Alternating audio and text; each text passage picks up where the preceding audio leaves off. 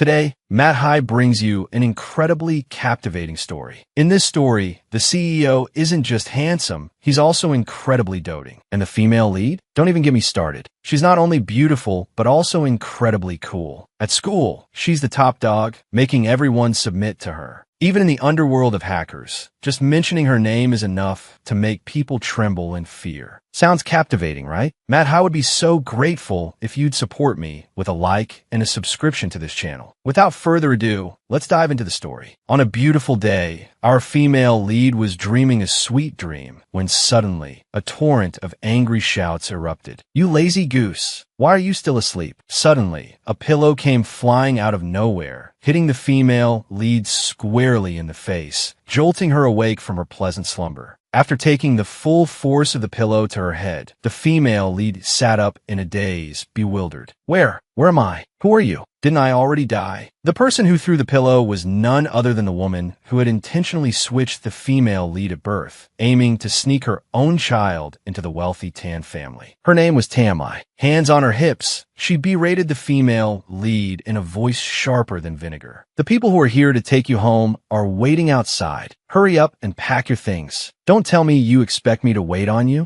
Do you really think you're some kind of princess? In my eyes, you're nothing but someone I can walk all over." The female lead's mind began to clear. Looking around, she was startled, questioning her own reality. Is this my adoptive parents' house? Could it be I've been reborn? Back to the day, 17 years ago, when my real parents took me back. Tamai pointed a finger at her face, declaring with a smug certainty, "That's right. And let me warn you, you're not going back there to live a life of luxury. You have to treat your sister well. If it weren't for her, you wouldn't be able to return to the Tan family. Do you understand? She tells you to go east. You don't dare go west." Got it. The female lead sat there, lost in the memories of her past life. Despite being born into a wealthy family, she had been swapped at birth and raised by abusive adoptive parents who constantly berated and mistreated her. Anger flared within her. She stood up and brushed past Tamai, ignoring her completely. Seeing this unusual defiance, Tamai's voice rose again. "You little brat, are you deaf? I'm talking to you." Still receiving no response, Tamai, enraged, raised her hand to strike her. "You've got some nerve. You think you can rebel against me? Don't think that just because you're going back to the Tan family, I can't touch you." Just as her hand was about to connect with the female lead's face, it was intercepted. The female lead twisted Tamai's arm, her voice ice cold. "You have no right to speak to me like that." Though in pain, Tamai's shrill voice continued unabated. "You ungrateful wretch. You dare defy me. Don't think you're going back to the Tan family means I can't deal with you." The female lead responded with a swift slap across Tamai's face. "Silence. You're too loud." After the slap, she rubbed her wrist, delivering a chilling warning. "Don't worry. I'll settle the score for all the years of abuse you've inflicted on me. Every single one." Leaning in, she whispered into Tamai's ear, "Including what you've done to your precious daughter." Seeing this fierce demeanor, Tamai broke out in a cold sweat, a flicker of fear in her eyes. With that, the female lead confidently grabbed her jacket from a nearby hook, threw it on, and strode out with an air of defiance, leaving Tamai standing there, clutching her face in stunned silence, tears welling in her eyes. A chauffeur waited patiently outside. Seeing her emerge, he bowed respectfully. "Miss, the car is ready," he offered. Lam Kyo settled into the vehicle, her demeanor shifting to one of quiet contemplation. "All right," she murmured, "let's go." Only now, cocooned within the car's hushed interior, did she have the space to reflect on her past life. It had begun much the same way, her birth parents bringing her home. She had naively believed she was escaping the cruelty of her adoptive family, but reality had proved a bitter disappointment. Back in the opulent world of her true family, their love and attention had been solely focused on Chin Suru, the daughter they had raised. They had repeatedly favored Suru, inflicting 1,000 tiny cuts on Kyo's heart. She remembered the painting incident vividly. "Chinger," her mother had cooed, "this painting you've done, if we put your sister's name on it, we'll all be so happy. You're our real daughter, of course, and we'll make sure you get your time on the podium, too." The memory stung. She had been so desperate for their affection, so willing to sacrifice everything to help Suru achieve fame, only to be ruthlessly betrayed in the end. Mortally wounded by Suru in her past life, Kyo had clung to life, her voice choked with pain. "Why?" she had gasped. "I gave you everything." The venomous Suru, her greed insatiable, had simply sneered. "If you don't die," she'd purred, "half of the Chin family fortune will go to you. Besides," she'd added, her voice dripping with malice, "I'm so much better than you. Why should Fo Tuhan love you and not me? I deserve everything. Everything good belongs to me." Kyo,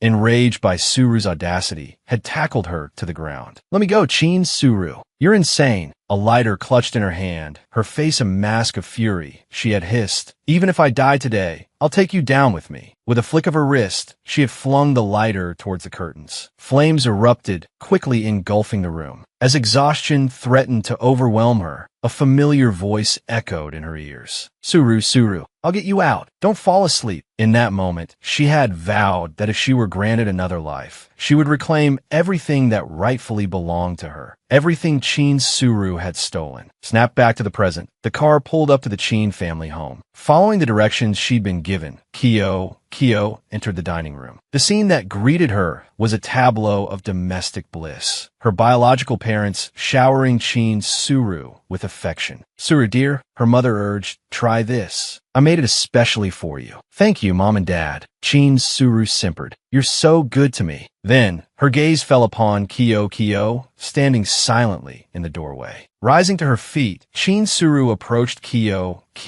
feigning politeness. "Sister, you're back. I didn't see you come in." This saccharine display from Suru, the imposter daughter of the Chin family, was met with a withering glance. Kyo ignored her, walking directly to the dining table, leaving Suru momentarily speechless, forced to swallow her indignation. Recovering quickly, Suru continued her performance for her adoptive parents. "Sister, you must be starving. Come and eat. You should eat more. I'm sure you rarely get such delicious food where you're from." She began piling food onto Kyo's plate. Hai, her adoptive father, chimed in. "Yes, Sonny, it's not like back in the countryside. You'll need to adapt to life here quickly." As Suru continued to heap food on her plate, Kyo, her disgust evident, pushed the overflowing bowl aside. Feigning hurt, Suru whimpered, "Sister," under the startled gazes of her adoptive parents. Kyo swept the bowl of food directly into the trash can. "This food," she declared coldly, "is dirty." Hai, furious, slammed his hand on the table and roared at Kyo, "Did your adoptive parents not teach you any manners? How dare you speak to your sister that way?" Kyo,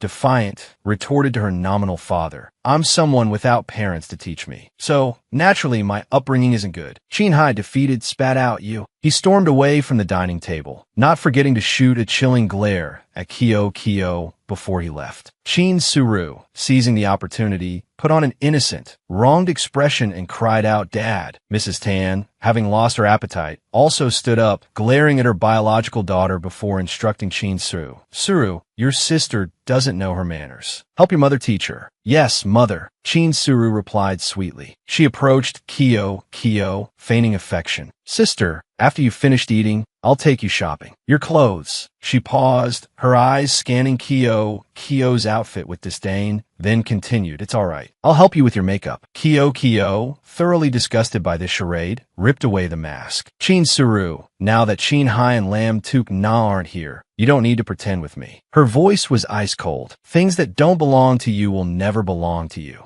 Suru, dropping the pretense, revealed her true colors. She sneered at Kyo. "In their eyes, I'm the only daughter. I'm the only true heiress of the Chin family. You're nothing." Kyo, tired of the girl's prattling, picked up a glass of water from the table. In one swift motion, she splashed the water onto Suru. This time, Kyoko declared, her voice brimming with power, "I will take back everything that's mine. Whatever you've stolen, I will reclaim." With that, Kyo slammed the glass down. It shattered against the floor, the sound echoing sharply. As she passed Shin-Suru, she added, her voice laced with chilling finality, "Cherish what you have. It won't be yours for much longer." Shin-Suru, feeling her position threatened, clenched her fists, her eyes burning with resentment as she watched Kyo's retreating figure. Kyo, she muttered, "I won't let you get what you want." Back in her room, Kyo sat down at her computer. She began to calculate. To establish her own company, she would need a substantial amount of capital. She realized a fundamental truth. The only way to acquire hundreds of millions in a short period was through stock investment. Meticulously, she began to piece together information from her past life. In her previous life, the Chin family's financial chain had broken. It was she who, through shrewd stock investments, had increased their wealth tenfold, saving the family from ruin. But that accomplishment had been stolen by Shin-Suru. Grabbing a pen and paper, she outlined a plan. "But not this time," she murmured. "This time, I won't give her any opportunity." Stock investment required capital. After considering 4 options, she settled on the 4th. She would hack Chin-Hai's accounts. "Well then," she mused, a sly smile playing on her lips. "Thank you for the gift, Chin family." Lost in her thoughts of financial conquest, she heard a noise nearby and glanced over. "These are your clothes and toiletries. Madam told me to bring them." The servant tossed Kyo's belongings onto the sofa. Scoffing, the maid rubbed her shoulder dramatically. "She really thinks she's a young miss, expecting to be waited on hand and foot the moment she arrives. Just a bastard child, really." Seeing the maid acting more important than her own mother, Shin-Suru stood up and said coldly, "Hold on. Stop." She paused for about 3 seconds. The maid, looking disdainful, crossed her arms and retorted with an annoyed tone, "What is it, Miss Chin? I've finished my work. What more do you want? Do I have to kneel down and serve you?" The maid was still acting haughty when Shin-Suru's hand lashed out, leaving a stinging imprint of 5 fingers on her face. "Who do you think you are to speak to your mistress like that? Even though I just came back from the countryside, I'm still a member of the Chin family. How can I let a lowly servant walk all over me?" Kyo stepped closer to the terrified maid and threatened, "Tell me, what do you think will happen if I tell Chin-Hai about this? Will he side with his own daughter or with you? Think carefully." The maid, now understanding why the sea is salty, fearfully knelt down and clutched Shin-Suru's leg, pleading, "Miss, I don't want to lose my job. I didn't know. I'm sorry. I won't do it again." Shin-Suru, refusing to argue further, pointed and ordered, "Get out of my sight." The maid, her body trembling, scurried out of the room. Shin-Suru coldly tossed her belongings back into her backpack. Her face was expressionless. The next morning, Chin-Hai, as usual, began lecturing Kyo.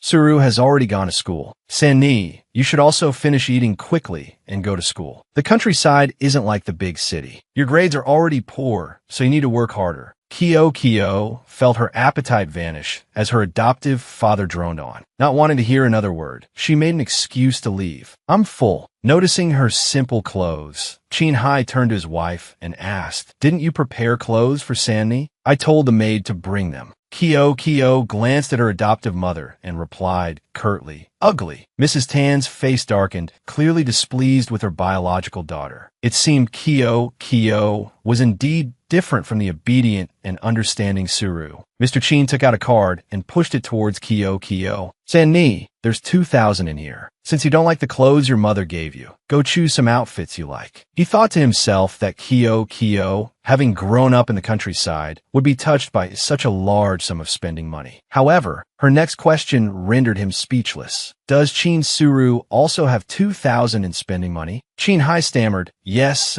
20,000. Kyo laughed derisively. "I'm your real daughter, but I'm not even equal to your adopted daughter." Mrs. Tan, unhappy with the comparison, interjected, Kyo, how can you compare yourself to Suru? She has many friends and needs money to spend. You've never even seen 2,000 in your life, have you?" Undeterred by her unloving parents, Kyo retorted, "You can't say that. What if people find out how stingy you are to your own daughter? What will they think of you? It would be terrible if your reputation was affected, wouldn't it?" Mr. Chin's flushed with annoyance. Though displeased, he couldn't refuse Kyo's demand. "That was my oversight, Sanni. From now on, your allowance will be the same as Suru's." Kyo fidgeted with the card in her hand, continuing to demand fairness. Equal, you say? Then the allowance I missed out on for the past 18 years should be equal to Suru's. Mrs. Ting couldn't bear to hear anymore. Slamming her hand on the table, she stood up and shouted, "Chin Kyo, are you trying to take everything away from Suru?" Kyo didn't think her request was unreasonable. She quickly retorted, "If Chin Suru's mother hadn't mistakenly taken me, Suru would be the one living in the countryside. Everything she has doesn't belong to her. I'm just taking back what's rightfully mine, Dad. I don't think you'd treat your own daughter badly, would you?" Mr. Chin, resigned, had a compromise. "Of course not. I'll give you 20,000 now. The rest, I'll save as a dowry for you." Seeing that her demands were met, Kyo turned to leave. "Thank you, Dad. I'm going to school now." As she walked, Kyo paused, her gaze fixed on a familiar house. "I can't believe I accidentally came here," she murmured. "Grandpa." A wave of emotion washed over her as she remembered her past life. They were the only ones who were truly good to me in this world. But in the end, I failed them. I didn't understand the precious love they gave me before I died. But thankfully, I have a second chance. Wait for me. Once I'm strong, I'll come find you. A luxurious car sped down the road, then braked abruptly. From within, a devastatingly handsome CEO stepped out. He seemed to be urgently searching for something. But before him, there was no one, only the rustling of leaves in the wind. The CEO pressed his hand to his forehead, wondering, who is that girl who keeps appearing in my dreams? This CEO was the heir to the Fu Corporation. His name was Fu Hanchuan. At the teacher's office door, Kyo was about to enter and register when she overheard a conversation inside. "Teacher Liang, the Chin family donated a gymnasium to the school. They specifically requested that Chin Kyo be placed in Class 1. What do you think? I don't want some trash dragging down the class average and affecting my bonus. Can she even afford to compensate for that?" Hearing this, Kyo pushed the door open. She looked at the people in the room and said, "Teacher, I don't want to be in Class 1. She thought to herself, "In my past life, I was in Class 1 under Chin Suru's manipulation. They constantly made things difficult for me. I don't want to waste my time on people like that. It'll interfere with my money-making plans." The teachers in the room were startled, realizing she had overheard their conversation.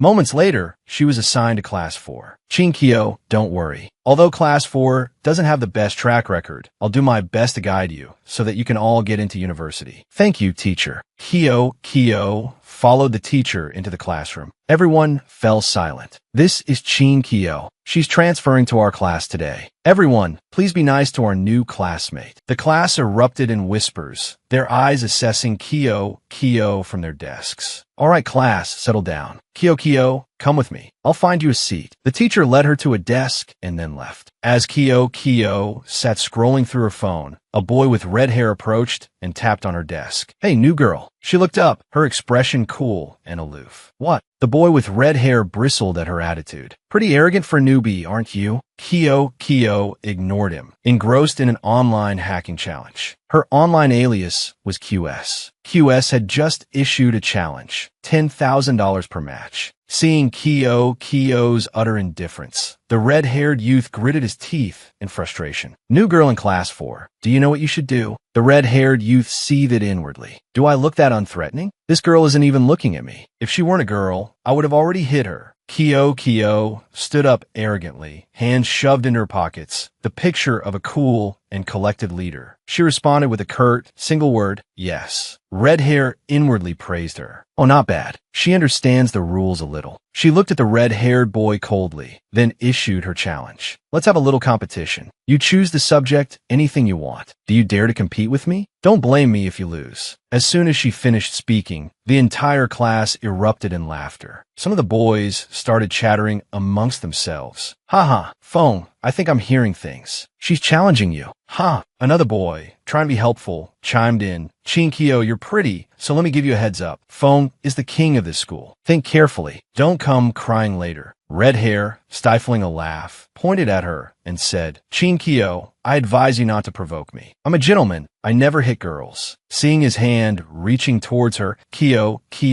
swiftly grabbed it. Her movements were quick and practiced, her grip surprisingly strong. "If you want to talk, just talk. Don't get handsy." Kyo tightened her grip on Red Hair's hand and twisted it downwards, making him cry out in pain, his wrist feeling like it was about to shatter. He yelped, "Ah!" The other boys witnessing this scene paled. "Phone, are you alright? You talk too much." Kyo snapped, flinging his hand away. Red Hair stumbled, needing support to stay upright. Two other boys rushed to help him. "Phone, are you okay?" Phone, glaring at Kyo, issued a challenge. "Noon, Chin Kyo. The basketball court. We'll meet there. If I don't teach you a lesson, you won't know who's boss around here." Kyo nonchalantly dusted off her hands, accepting with an air of supreme confidence. "Fine, I'll be waiting for you at the basketball court. Whoever doesn't show up is a dog." She thought to herself, these kids really don't know the immensity of heaven and earth. The girls in the classroom gazed at Kyo with adoration, their hearts practically overflowing. "Whoa, she's so cool. She's my idol." A few moments later, the teacher arrived, rapping her ruler against the blackboard. "Silence. Of all the classes, yours is the loudest. All right, everyone, look at the board for today's assignment." While the teacher was writing on the board, Kyo board pulled out her phone to play with it. Noticing this, the teacher frowned, assessing Kyo, another student who refuses to study properly, playing on her phone in class. With a sigh, the teacher tossed a piece of chalk onto Kyo's desk. Then, in a loud voice, she said, "Next, I'd like to invite Chin Kyo to the board to solve this problem." Kyo remained calm, picking up the chalk and walking towards the board with an air of composure. The teacher looked at the students in the class, her gaze a warning. "This is the last question from the university entrance exam 5 years ago. The most difficult one. It's okay if you can't solve it. I'm letting the student who refuses to study properly solve it as a reminder to all of you." While she was speaking, Kyo was already rapidly filling in the answer on the board. The teacher turned around to look, only to see Kyo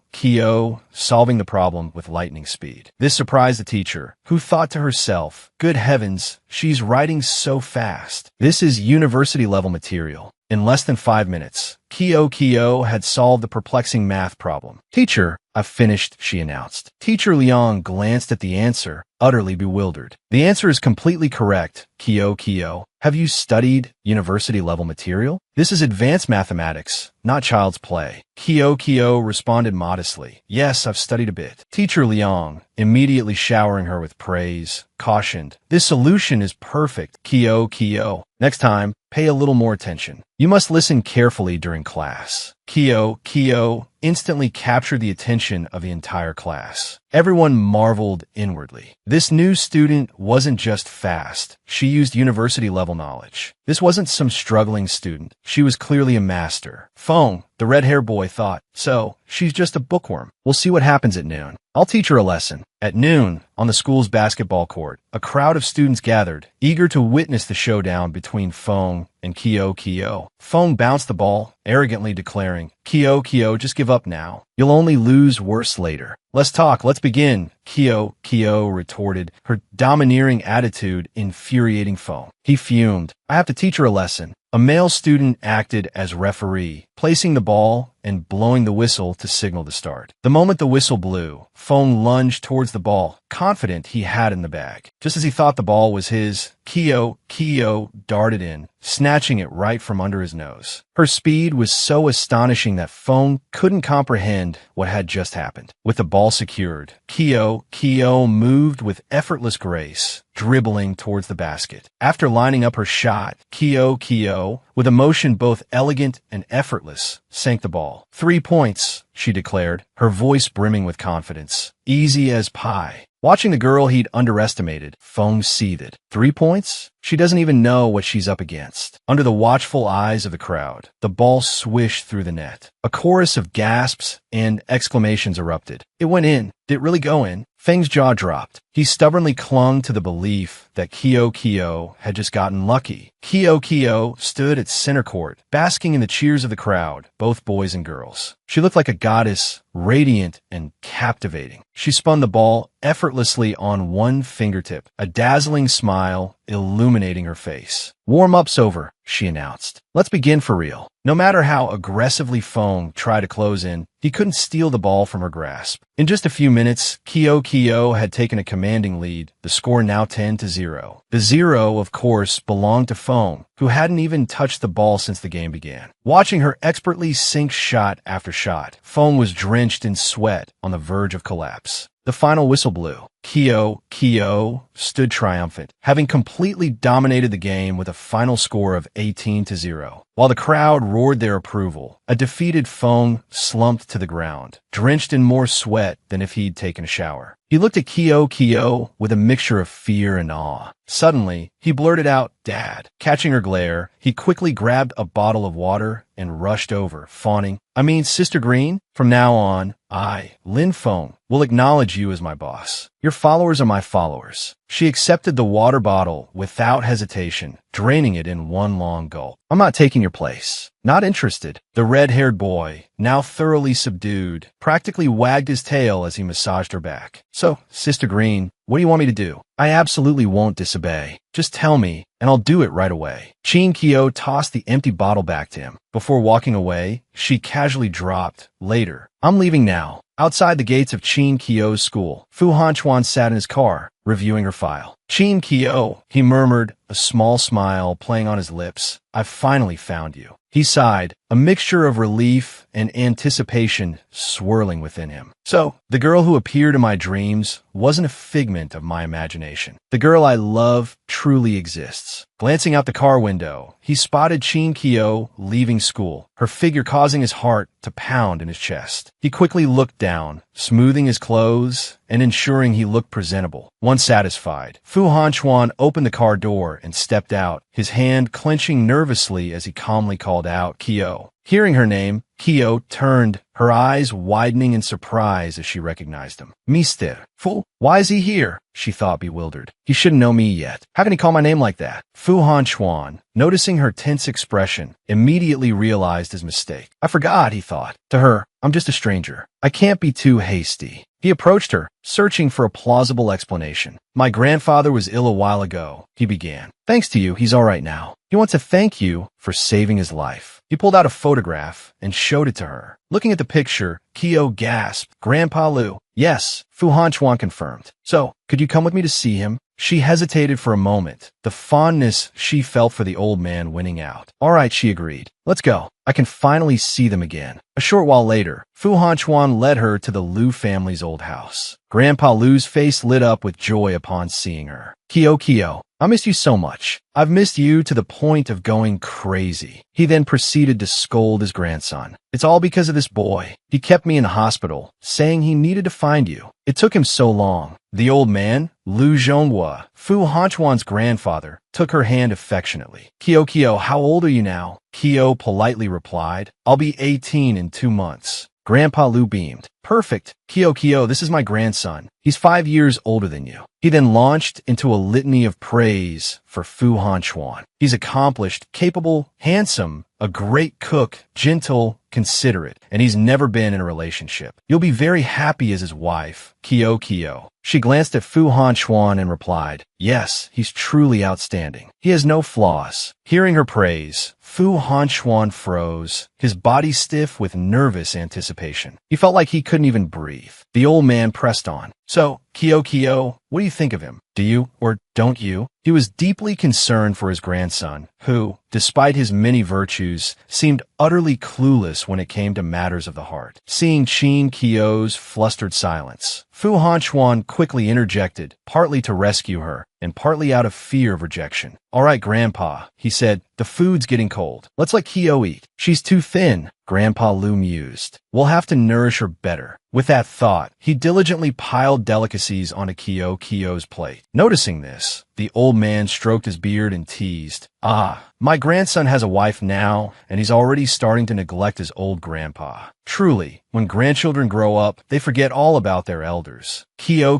laughed brightly and then placed some food on her grandfather's plate. Here, Grandpa, eat with me. The meal concluded amidst cheerful laughter. Grandpa, it's getting late, Fu Hanchuan said. I'll take Kyo home. Afterwards, she and Fu Hanchuan headed towards the Qin family home. As they neared the house, he yawned slightly and asked, Kyo, do you have a phone? She pulled out her phone. Yes, why? Fu Hanchuan, looking pleased, presented a QR code. Good, then say my number. He ruffled her hair affectionately. Then, if anything comes up, call me. I'll always be here. Thank you, Brother Fu, she replied gratefully. Before entering the house, she turned back and waved goodbye. Fu Hanchuan remained, watching her retreating figure. After Kyo rang the doorbell. Her mother opened the door, her face etched with displeasure. Where have you been gallivanting so late? What will people think? Why do I have such a disobedient child like you? Fu Hanchuan watched, his face darkening. Qin Hailin, Shuna, he thought, it seems your lives are too comfortable. You need a little upheaval to bring you back down to earth, don't you? If this family can't give her the love she deserves, then I will. I will definitely cherish her like a princess. Kyo had just stepped inside when she saw her father, Mr. Qin, sitting on the sofa reading the newspaper. Seeing her late arrival, his displeasure was evident. A daughter coming home this late? What kind of impression does that make? Sanni, you should learn from your sister and be more obedient. That's what a proper Qin daughter should be like. Then, he added, as if searching for an excuse, oh, right. I've been very busy lately and haven't organized a welcome home party for you. I'm sure you don't mind, do you? Her footsteps faltered on the stairs. She replied coldly, whatever. Her heart felt as cold as it had in her past life. No matter how much I tried to please them in my previous life, they never truly saw me as their daughter. This familial affection, it might as well not exist. As she climbed the stairs, she resolved, in this life, I won't bother with these pretenses. I'd rather focus on making money. After checking the hacker website, she discovered that the post she'd made that morning had sunk without a trace. My challenge was too subtle. That's why no one noticed. She snorted. Her fingers flew across the keyboard, typing out a provocative message. I've looked over your accomplishments, and in short, they're pathetic. You're all unskilled. I honestly don't understand how any of you became renowned hackers. It seems the famed hack emperor is all talk. She then boldly tagged everyone. If any of you have the guts, challenge me. Unless, of course, you're all cowards, afraid of being beaten by a newbie like me. The message she just sent was like a bomb detonating in the forum. Her inbox exploded with notifications. Countless challenge requests from hackers around the world flooded in. A satisfied smirk played on her lips. Finally, she thought, my money-making scheme is in motion. Unhurriedly, she accepted each challenge one by one. Across the hacker forum, countless comments filled the homepage. This kid is so arrogant. Does he think there's no one else in the hacker world? In all these years, this is the first time a newbie has dared to challenge the established hackers. He's truly clueless. Looking at his progress bar, he hasn't even broken through a single line of defense. I'm curious to see how he plans to challenge us. Qin Kyo scanned through the list of usernames, one by one, then sighed, a low whistle escaping her lips. None of them were a match. Her fingers danced across the keyboard, a blur of motion as she relentlessly hammered at the opponent's firewall. Notification chimes rang out in rapid succession. QS had defeated Little H for CK3R. QS had defeated K1Ta. QS had defeated Kuriko. QS had defeated N00B, and so on and so forth. She blazed through 8 opponents in under a minute, effortlessly climbing to the top 8 of the server. It had been a while since Qin Kyo had felt this rush, this exhilarating burn of pure skill. A satisfied smile played on her lips. After a moment, she stretched, basking in the glow of her victory. Hee 3 million already. I think that's enough for tonight. The scene shifted to a young man, also a hacker, who had just been unceremoniously knocked out of the top 8 by Qin Kyo. Oh, come on. My new record barely set and already broken. The disgruntled voice belonged to Lu Ming, a top-ranked hacker and the younger brother of Fu Hanchuan. Lu Ming's inbox exploded with messages from acquaintances. Great God, your record's been smashed. Aren't you going to do anything about it? Universe's #1 handsome. Dude, your house is on fire. Don't tell me you're scared to challenge them. Lu Ming, on his end, was still unaware of QS's gender. If he knew the hacker who just dethroned him was a girl, who knew what his reaction would be. Don't worry, he muttered. I'll make that punk get down on their knees and call me daddy. Lu Ming set out to find Qin Kyo and engage her in battle. Universe's #1 handsome sent a challenge to QS. I propose we change the rules. Let's move the battlefield to the real world. Do you dare? You choose the battlefield. QS replied, fine. Long Phi Corporation, 3 million as the wager. If I win, Lu Ming, brimming with confidence, quickly agreed. Okay, let's start right now. Make it snappy. And so, the two plunged into a virtual clash, neither willing to give an inch. But it wasn't long before a cascade of red alerts flashed across Lu Ming's screen. Just like that, in a matter of moments, Lu Ming was utterly defeated, leaving him practically in tears. Qin Kyo, meanwhile, was filled with the sweet satisfaction of victory. Hee, what a successful night. 6 million added to the account. The incident sent ripples through the hacker community. Universe's #1 handsome, ranked 8th globally, lost? No way. Qin Kyo's mind raced, already plotting her next money-making scheme. Sipping her cola, she strategized. In my past life, Long Phi Corporation used all sorts of dirty tricks to sabotage Fu Hanchuan's company. Might as well advertise my repair system. This money is mine for the taking. Back with Lu Ming, he lay sprawled dejectedly on the sofa, lamenting his lost fortune. My 120 million, gone.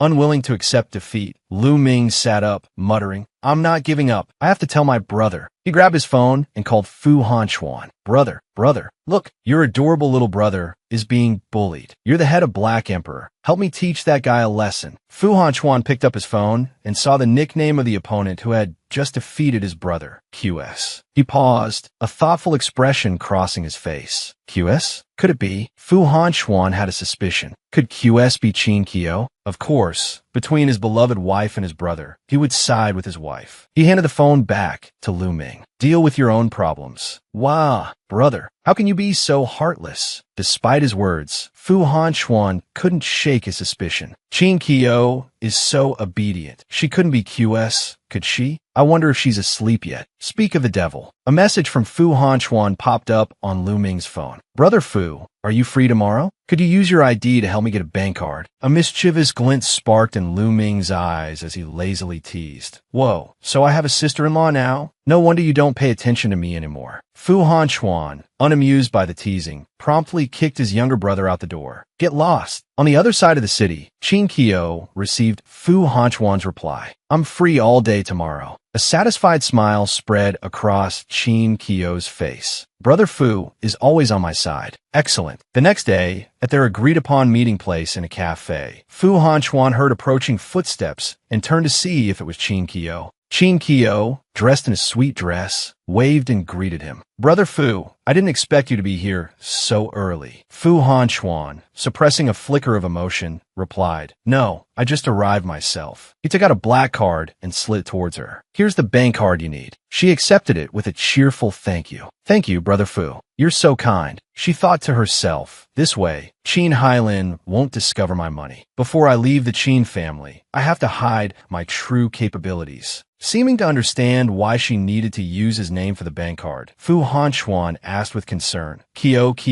do you want to continue staying at the Qin family home? If you want to leave, I can help you. His words touched her deeply. In my past life, he asked me this so many times. It's a pity I was too foolish to recognize genuine concern from pretense. She answered him seriously. I will find a way to separate myself from the Qin family. He gently patted her head, offering comfort. Kyo, my grandfather and I will always treat you well. She smiled happily, basking in the feeling of being protected. I know. This scene was accidentally witnessed by Qin Sornhu, who happened to be passing by. Qin Kyo, she's with a man again? As her gaze focused on Fu Hanchuan's features, she couldn't help but marvel at his handsomeness. A high nose, a sharp jawline. How can a man be so handsome? She bit her lip, unable to contain her envy. I've never seen such a handsome man. How can someone like him belong to Qin Kyo? Fu Hanchuan, ever attentive to his future wife, gallantly peeled a shrimp and placed it on Qin Kyo's plate. Kyo, have some shrimp. Thank you, Brother Fu, she replied. Seeing their affectionate interaction, Qin Sorna marched over, intent on disrupting them. Feigning friendliness, she asked Chin Kyo, "What a coincidence. What are you doing here? I wanted to ask you to go shopping with me. Why are you ignoring me?" Blushing, she turned to Fu Hanchuan. "Is this your friend? Aren't you going to introduce him to me?" Across the table, Fu Hanchuan frowned at the interruption, his expression darkening. Chin Kyo coldly dismissed her. "What does this have to do with you? Our relationship isn't good. Why are you acting so familiar with me?" Stung by the public rebuke, Chin Sornhu seethed inwardly. How dare she insult me in public like this? Putting on a pitiful expression, Chin Sornhu feigned remorse. "Sister, I know I've monopolized Mom and Dad's attention for over 15 years. You must resent me, but it wasn't my intention." With crocodile tears welling up, she continued, "If you're unhappy, I can move out. As long as you forgive me, I'm willing to do anything." Chin Kyo's face flushed with anger at the blatant manipulation. Seeing this, Chin Sornhu, brimming with smugness, feigned a pitiful air while thinking. The angrier and more aggressive Chin Kyo acts, the clearer her true colors will be revealed to him. Then,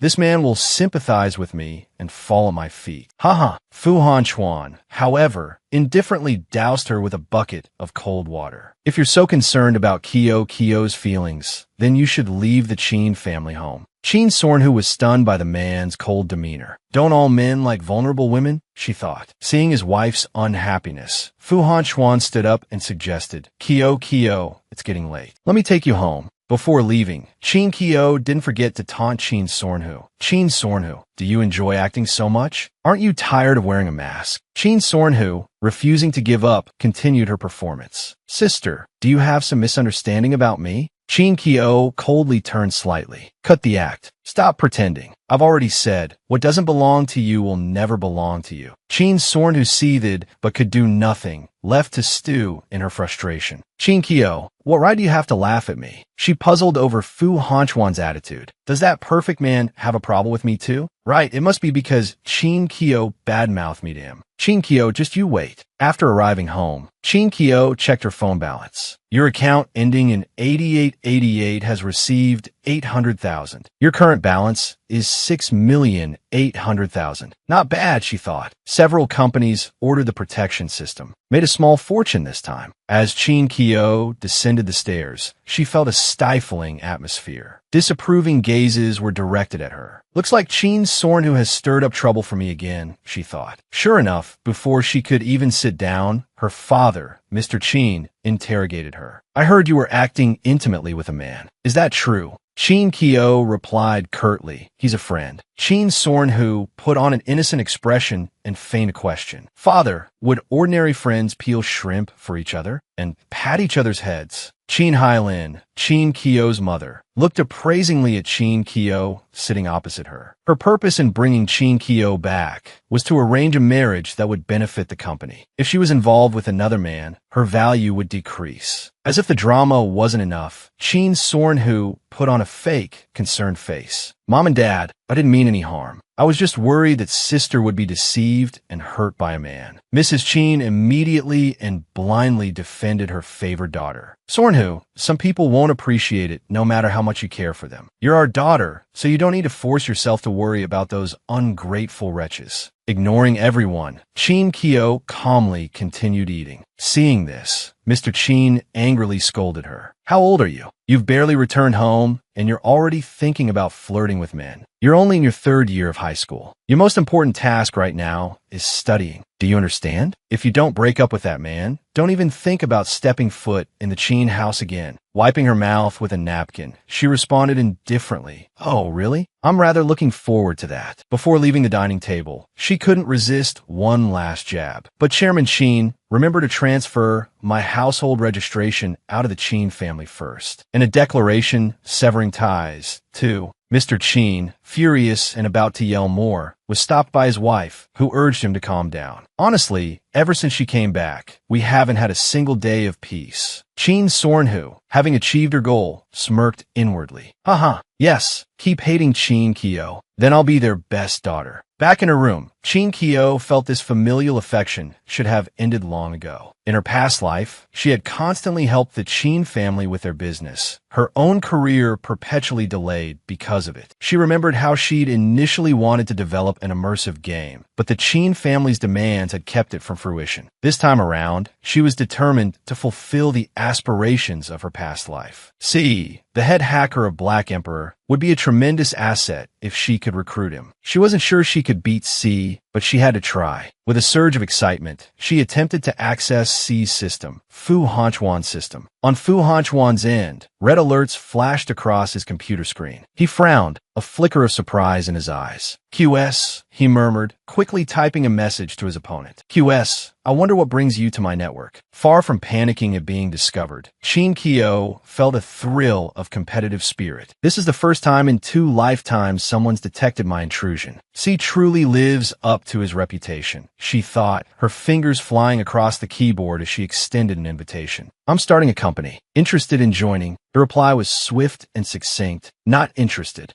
The curt rejection stung. Okay, sorry to bother you, she typed, a touch of disappointment creeping in. C truly is a formidable opponent. Looks like I'll have to make him submit. Expecting him to agree to a simple invitation was naive. Meanwhile, Chin Sornhu was locked in a virtual battle with a hacker, say. This opponent seemed particularly challenging, trapping Chin Sornhu in a digital cage. You can't escape, hacker say taunted. Despite the difficulty, Chin Sornhu felt a surge of excitement. This is interesting. The first time anyone's managed to trap me. Error messages flashed across her screen. C's hacking skills were undeniably impressive, living up to the whispers of his prowess. On the other side of the digital battlefield, Fu Hanchuan observed her struggles, casually taking a sip of water. He raised an eyebrow, a hint of amusement in his expression. His own computer displayed a cascade of urgent notifications. His demeanor shifted, his focus sharpening as he engaged with his unseen opponent. Both hackers poured their energy into the virtual duel, the tension crackling between them. Chin Sornhu pressed her attack relentlessly, while Fu Hanchuan maintained a steady defense, the battle hanging in a delicate balance. In a final, desperate push, Chin Sornhu unleashed everything she had, breaking free from Fu Hanchuan's digital restraints. A triumphant grin spread across her face. You're good, she typed, but you can't hold me forever. Fu Hanchuan, facing his own challenges, acknowledged her skill. A worthy opponent, he mused, running a hand through his hair, intrigue flickering in his eyes. Are QS and Chin Kyo truly unrelated? Regardless, she's still a step behind C. He's a tough nut to crack. Time to find someone else. Time to meet him. Long Phi Corporation. Chin Kyo took out a notebook and crossed out the letter C. In its place, she wrote Phi Veen. This, it seemed, was her plan B. The scene shifted to the gates of the Phi Veen Technology Company. The doors were sealed, a notice of closure posted prominently. A crowd milled around, murmuring amongst themselves. Among them, a man stood apart, his posture slumped with despair. Hong Veen couldn't believe it had come to this. Bankruptcy. He, the CEO of Phi Veen Technology, was ruined. From a distance, another man watched, a cruel smile twisting his lips. Du Kai Fong, have you proven worthy of my trust? Hong Veen spat, his voice thick with anger. Unfazed, the other man retorted. You left the company in my hands, didn't you? And haven't I managed it well? I owe everything I have to you, CEO Hong. You've been a true benefactor. His face radiated smug triumph as he sneered, revealing himself to be Du Kai Fong, the CEO of Lam Viet Technology. Hong Veen, unable to contain his fury, lunged at Du Kai Fong, grabbing his shirt. Du Kai Fong, you treacherous snake. You embezzled company funds and drove me to ruin. Du Kai Fong remained unmoved. Go ahead, hit me, he taunted. Whether you want to sue me or see me in jail, I can accommodate you.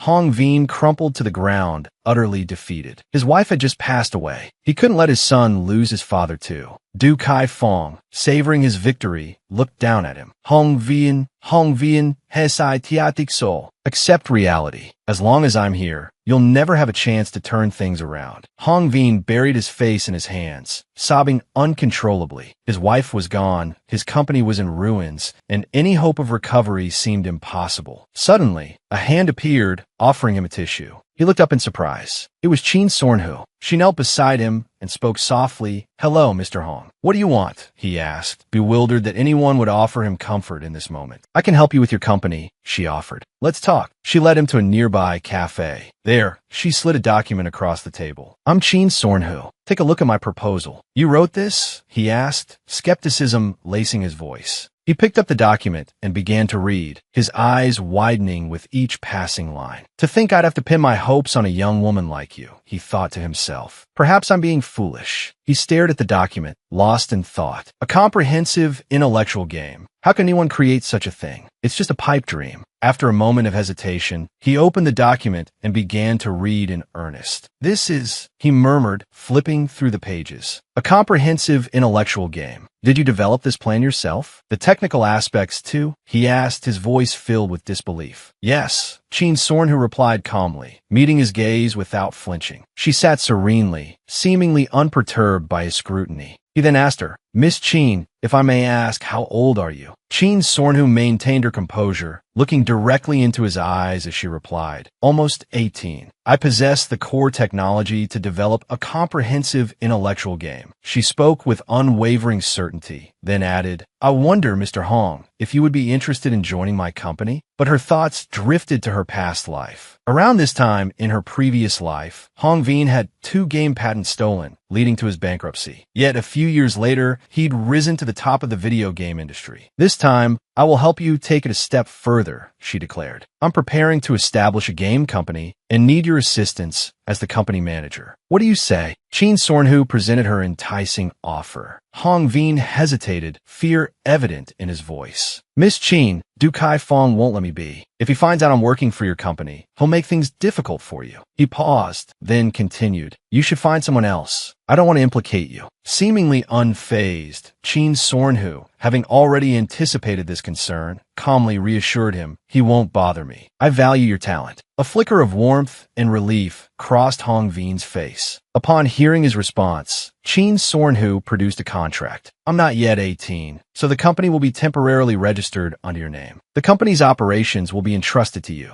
I will then transfer the capital to your account." Hong Veen took the contract from Chin Sornhu's hand and immediately signed it. The two stood, and before parting ways, shook hands. "Happy cooperation," they said in unison. "Happy cooperation, Chairman." Chin Sornhu then headed to the stock exchange. The few hundred million she'd earned from hacking was a mere drop in the ocean compared to what she needed for game development. A small smile played on her lips. "But I still need more capital," she mused. The scene at the stock exchange was chaotic. Investors anxiously watched the fluctuating stock prices, murmuring amongst themselves. "It's plummeting as soon as the market opens. Is this stock even viable? I thought I'd make a killing. Now look, all my capital is tied up." Despite the pandemonium caused by the volatile stock prices, Chin Sornhu remained calmly seated. The other investors, observing her composure, whispered, "We're buying the same stock, yet this young girl is so calm, while we're in a frenzy. Now we want to sell, but no one's buying. We can only watch it plummet." Suddenly, someone shouted, "Things are looking up. The stock is starting to stabilize." As if waiting for this precise moment, Chin Sornhu rose and approached the trading counter. At the computer terminal, she entered her desired investment amount, 250 million. Without hesitation, she pressed the buy button. A man approached her, offering unsolicited advice. 250 million, young lady. This stock isn't worth buying right now. The company just had an incident. It might go bankrupt in a few days, and you'll lose all your money. Unperturbed, Chin Sornhu maintained her composure and continued her work. She then proceeded to buy another 500 million, pressing the buy button without a flicker of doubt. At this moment, the man beside Chin Sornhu was truly panicked. He trembled, muttering, "Young lady, don't do it. Where did this girl come from, investing so much money?" He questioned himself internally. The surrounding crowd began to notice Chin Sornhu, their whispers turning her into the center of attention. "This girl is truly reckless, throwing her family's money away without a care," someone remarked. "She must be some rich heiress, unconcerned with a mere 100 million. Another chimed in, "Right, buying shares of a company on the verge of bankruptcy? She can't be ordinary." The crowd pressed closer, their anxieties and curiosity palpable. In response to their worried queries, Chin Sornhu offered a simple, unwavering reply. This stock will rise. A stunned silence fell over the onlookers. Isn't she afraid of getting burned? One whispered. She might have money to lose, but we're all ordinary people. We can't afford such risks. The crowd began to disperse. Let's go, let's go. Only a fool or someone with money to burn would buy this stock. We should wait to sell, not risk losing everything. Unlike the others, the man who had been standing next to Chin Sorna earlier was now filled with a mixture of excitement and bewilderment. He approached her and asked, "Young lady, how do you know this stock will rise?" Chin Sorna turned to him, a cryptic smile playing on her lips. "Intuition," she replied simply. The man fell silent, scratching his head. He'd never encountered someone who played the stock market based on intuition. Suddenly, a shout erupted from the crowd. Heavens, someone just bought 1 billion shares of this stock. The man beside Chin Sorna whirled around in astonishment, but Chin Sorna remained serene, walking with an unperturbed air. She thought to herself, this isn't just gambling. This is my first investment. The scene shifted to Fu Hanchuan's office. An assistant entered, Assistant Lin, Fu Hanchuan's trusted confidant. Fu Hanchuan looked up and asked, "Li Long, is that matter taken care of?" "As you instructed, sir. I've purchased 1 billion shares," Assistant Lin replied. However, he couldn't help but express his confusion. "But sir, isn't 5Veen Technology about to go bankrupt? Why would you buy their stock?" Fu Hanchuan paused his work to explain. "Gonjoling 5Veen. While the company is facing difficulties, their technology and patents are strong. We now own 35% of 5Veen, making us the largest shareholder. Those billion shares are for arbitrage." Assistant Lin nodded, taking the file from Fu Hanchuan. "Understood, sir. I'll make the necessary arrangements. Our CEO is truly shrewd. A single move, and he's earned tens of billions. He truly is the #1 investor in the financial world." Sometime later, Chin Sorna returned home. Passing through the living room, she saw her family watching television. The evening news was broadcasting a live feed of a stock signing ceremony. The sound of the television drew her attention. A joyous collaboration. Hongdan Group is partnering with Duoc Group. We will provide capital and technical personnel to 5Veen Technology. We hope 5Veen will experience strong growth in the future. Chin Hai, her father, spoke up. "Who would have thought 5Veen stock would increase 18-fold in just 3 days? I regret selling mine." Chin Sorna smiled faintly at her father. As expected, Chin Kyo noticed Chin Sorna. Feigning concern, she asked, "Sister, are you interested in stock investment too? It's not something just anyone can do." Once again, Chin Sorna ignored her. Uninterested in engaging with her family, she headed upstairs to her room. Chin Hai, observing Chin Sorna's treatment at the hands of Tong Technology, scoffed. How uncouth. He was already formulating a plan. The stock had taken a significant hit, and it was time to bring Chin Sorna's marriage prospects back to the forefront. Returning to her room, Chin Sorna sat down, a smile playing on her lips as she looked at her account balance. She was a billionaire now. 3 days, from 1 million to 2 billion. Not bad. A self-made billionaire. The thought made her chuckle with amusement. Early morning at Hei Shi High School. "Is that her?" Chin Sorna walked down the school hallway, heading to class, the whispers and murmurs of the other students swirling around her. Yeah, she's pretty, but who knew she was so loose? I heard she's being kept by some old man. A few days ago, someone said she was prettier than you. I don't think she's even fit to carry your shoes." The speaker was one of Chin Kyo's friends. Chin Kyo feigned innocence. "Don't say that. She's quite beautiful. She just made a wrong turn this time. Such a pity." Listening to the gossip swirling around Chin Sorna, a cruel smile twisted Chin Kyo's lips. "I'm not lying. The man really is much older than her." Meanwhile, in the classroom, Chin Sorna's deskmate, having overheard the unpleasant whispers about Chin Sorna, bristled with anger. "Shin, are you okay? Don't listen to their gossip. My Shin is beautiful enough to snag a wealthy young heir." She continued, her voice laced with indignation. "Why would she need some old man?" Chin Sorna, amused by her friend's fierce loyalty, playfully pinched her cheek. "So, you're saying I've been taken care of by a rich young master?" Her friend started to protest. No, I just meant that you definitely haven't been kept. I was just giving an example." Just then, Fengge turned around and addressed Chin Sorna. "I believe you, Sister Chin Sorna. I saw those 2 guys insulting you earlier. I already taught them a lesson. His posse chimed in. Chin Sorn-hu, we all believe in you.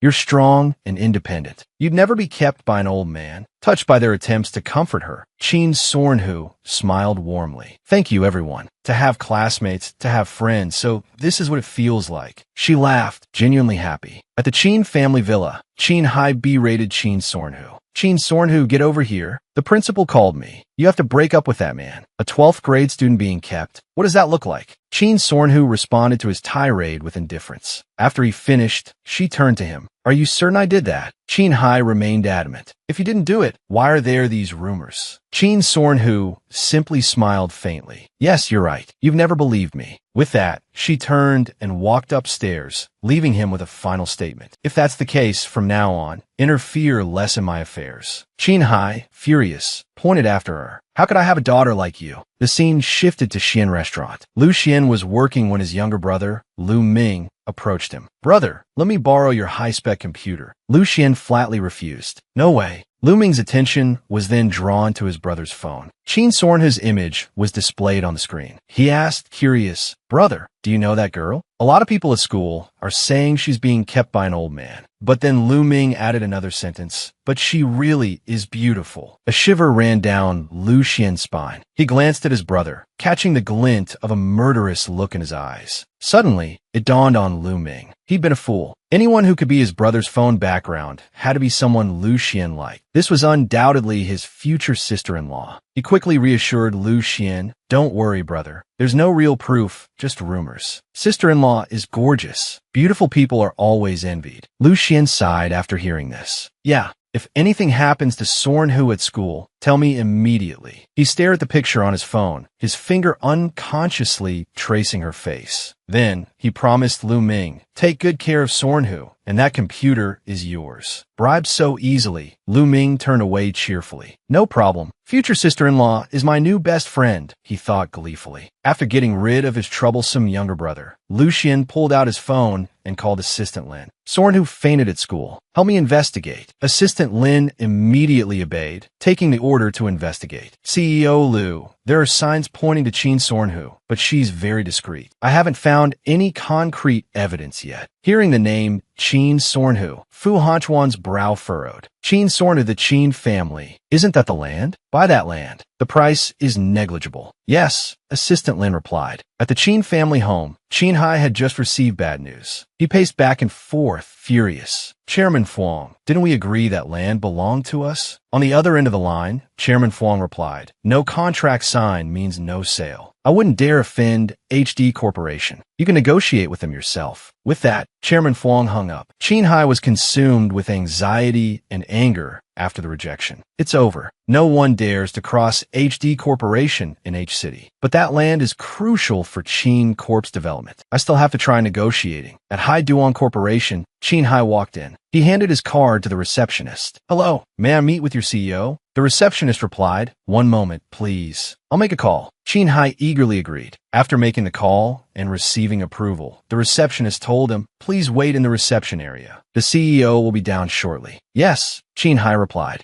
Chin Hai thought to himself, it's not easy to get a meeting with CEO Fu. I can't believe he agreed. 5 hours passed. Despite the wait, Chin Hai remained, patiently waiting for the CEO. Finally, he began to lose his patience. It's been 5 hours. Why hasn't he come down yet? Just then, Assistant Lin approached. Chin Hai recognized him and thought, Assistant Lin, it seems I'll finally get to meet the CEO. He approached Assistant Lin and extended his hand in greeting. Hello, Assistant Lin. Contrary to his expectations, Assistant Lin retracted his hand and said coldly, hello. Assistant Lin's action made Chin Hai feel snubbed. He withdrew his hand. Are you going to take me to see your CEO? Assistant Lin shook his head. The CEO is very busy. He's arranged for me to meet with you. Tell me what you need. Chin Hai pleaded, the land in the north of the city. Chin Corp desperately needs it. Please, could you sell it to us? Name your price. At that moment, Assistant Lin addressed Chin Hai directly. Chairman Chin, I won't beat around the bush. The reason you're being denied this land is that your daughter has offended our CEO. You won't be getting this plot. Chin Hai's face paled upon hearing Assistant Lin's blunt response. What? Chin's son offended the CEO? After hearing Assistant Lin's words, Chin Hai forced a nervous laugh. Chin-sun wouldn't do anything like that. Perhaps I could bring her to apologize to you. Assistant Lin's expression remained stern. Did I say it was Chin-sun? Realizing the implication in Assistant Lin's words, Chin Hai stammered. You mean Sornhu? How could that be? He couldn't fathom it. Sorno always seemed so well-behaved in public. How could she have possibly offended such an important person? Back at the Chin family villa, Chin Hai sat lost in thought. Hai Duan Corporation snatched a piece of land from me, claiming my daughter offended the CEO of HD Corporation. Chin Kyo, Sornhu's sister, seized the opportunity to sow discord. Father, she said, feigning concern, sister only hangs out with the worst students at school. Maybe she accidentally offended someone important? Despite Chin Kyo's insinuation, Chin Sornhu remained calm, seemingly unfazed, and continued eating her meal. Chin Hai turned to Chin Sornhu. Sornhu, his assistant said you offended the CEO. Think carefully. Have you done anything recently? Chin Sornhu's face drained of color. What? Father, I haven't. Lin Shuna, Sornhu's stepmother, immediately jumped to her defense. Chin Hai, what are you implying? It definitely wasn't Sornhu. She then rounded on Chin Sornhu accusingly. Chin Sornhu, was it you? Are you trying to blame Sornhu? Chin Sornhu stopped eating and looked at her stepmother. Chin Hai already said it was Chin Sornhu. Why don't you believe him? A smirk played on her lips. She's your daughter. Am I not your daughter too? Your favoritism is a bit much, don't you think? Lin Shuna avoided Chin Sornhu's gaze. Chin Sornhu then spoke, feigning innocence. Father, I truly haven't offended anyone. There must be some misunderstanding. But beneath the facade, a storm of anxiety and anger brewed within her. Recently, there have been rumors about Chin Sornhu being kept by an older man. She trailed off. It's impossible, though. Chin Sornhu just arrived from the countryside. How could she know someone so powerful? Seeing Chin Sornhu's fear, Chin Hai attempted to reassure her. It's all right, Sornhu. Just be more careful in the future. Yes, father. I'm sorry, she replied, her voice laced with false contrition. Chin Sornhu watched this tender display of father-daughter affection with a chilling smile. This only fueled Chin Sornhu's anger and jealousy. Is she mocking me? She seethed. Chin Sornhu continued, her voice dripping with feigned concern. Father, don't men all like beautiful women? Maybe we can appeal to him. I just want to make up for my mistake. That CEO must be an old man. Just you wait. I'll ruin you so you'll never recover. Chin Hai interrupted her. That's too risky. I'll think of something else. Chin Sornhu's looks. Any man would be captivated. Making her a mistress would be a waste. Marrying her off strategically would be more beneficial. Just then, Chin Sornhu stood up. I'm full. You all can continue racking your brains. She promptly left, Chin Kyo's intentions swirling in her mind. Chin Kyo wanted to leave the Tang family soon. I have to leave the Tang family. These people scheme every single day. Returning to her room, Chin Sornhu settled into her usual spot at her desk, contemplating her next move. The gaming company still needed talent. This Yu Pei wasn't bad, just arrogant and difficult to recruit. Perhaps she should just send an invitation. Elsewhere, a young man sat at his computer when a message popped up. Our company is developing a fully intelligent game. Are you interested in joining us? Let's see if you have the guts. After receiving the message, Chin Sornhu quickly replied, sure. See you at the hacking competition. The young man, impressed, shot back, big talk. See you there. The hacking competition saw Chin Sornhu face off against this challenger. The two exchanged blows, their digital maneuvers swift and skillful. The hacker, brimming with confidence, taunted, is that all you've got? Too weak. Suddenly, Chin Sornhu unleashed a decisive strike, catching him completely off guard. What? What just happened? He stammered in disbelief. Spectators watching the competition erupted in chatter. Isn't that speed record-breaking? These two are incredible. Their IDs are from Huagua. They must be from Huagua. The previous record was 70 levels. This speed must be over 90. Go, go. Chin Sornhu addressed her opponent. Then, she accelerated, surging ahead, leaving him in the dust. The hacker was stunned. Amazing. Who is this master? As expected, Chin Sornhu emerged victorious. QS wins. QS clears 93 levels, breaking the competition record. After the match, Chin Sornhu shook the young man's hand. You're good, she acknowledged. He, now humbled, admitted, you're even better. I'm completely convinced. I lost fair and square. Chin Sornhu then told him, the company is still in its early stages. You don't need to rush. His face fell slightly. All right, he conceded, but you have to tell me who you are. QS, the mysterious Chin Sornhu, simply replied. Chin Sornhu. Realization dawned on him. QS. Isn't that the famous hacker, Black Emperor, everyone's been talking about? I heard they're incredibly arrogant. I didn't believe they were actually this talented. Can I see this fully intelligent game you mentioned? He asked. Chin Sornhu immediately obliged. He was utterly astonished. You possess such extraordinary technical skills. Thank you for the compliment, Chin Sornhu replied. Now, he was truly eager to collaborate. Even if you fire me later, I still want to work at your company. I'll even do it for free. Chin Sornhu chuckled. I can afford to pay you a little something. And with that, the two happily agreed to work together. After successfully negotiating with him, Chin Hai started to feel intrigued. The gaming company was beginning to take perfect shape. With company matters temporarily settled, Chin Hai turned his attention to preparing for the upcoming midterm exams. The following week at school, the fourth grade homeroom teacher stood before her students, offering words of encouragement. Everyone, don't worry, just relax and do your best. From a distance, the first grade homeroom teacher could be seen leading her own students towards the examination hall. She glanced at the fourth grade teacher in her class, then muttered a snide remark. Some classes will take just about anyone. Their average score is bound to be dragged down this time. Lu Ming, overhearing the comment, thought to himself, that first grade teacher is looking for trouble. The woman showed no signs of stopping. Being in charge of the worst class is hardly better than teaching kindergarten. The fourth grade teacher, her expression hardening, looked directly at her colleague. Students with both high and low achievements are still our students. Chin Sornhu, having witnessed the first grade teacher's condescending attitude, smirked. Stepping forward, Chin Sornhu addressed the woman directly. Luong Hoa, you truly don't deserve the title of teacher. Luong Hoa, taken aback, reacted with outrage. What did you say? She grabbed Chin Sornhu's shirt, her voice rising. What do you mean by that? Explain yourself. Chin Sornhu yanked her arm free, her voice cold. Get your hands off me. Witnessing Chin Sornhu's defiant demeanor, Luong Hoa trembled with rage, her teeth gritted. Just wait until after the exam, she thought. I'll see if you're still so smug then.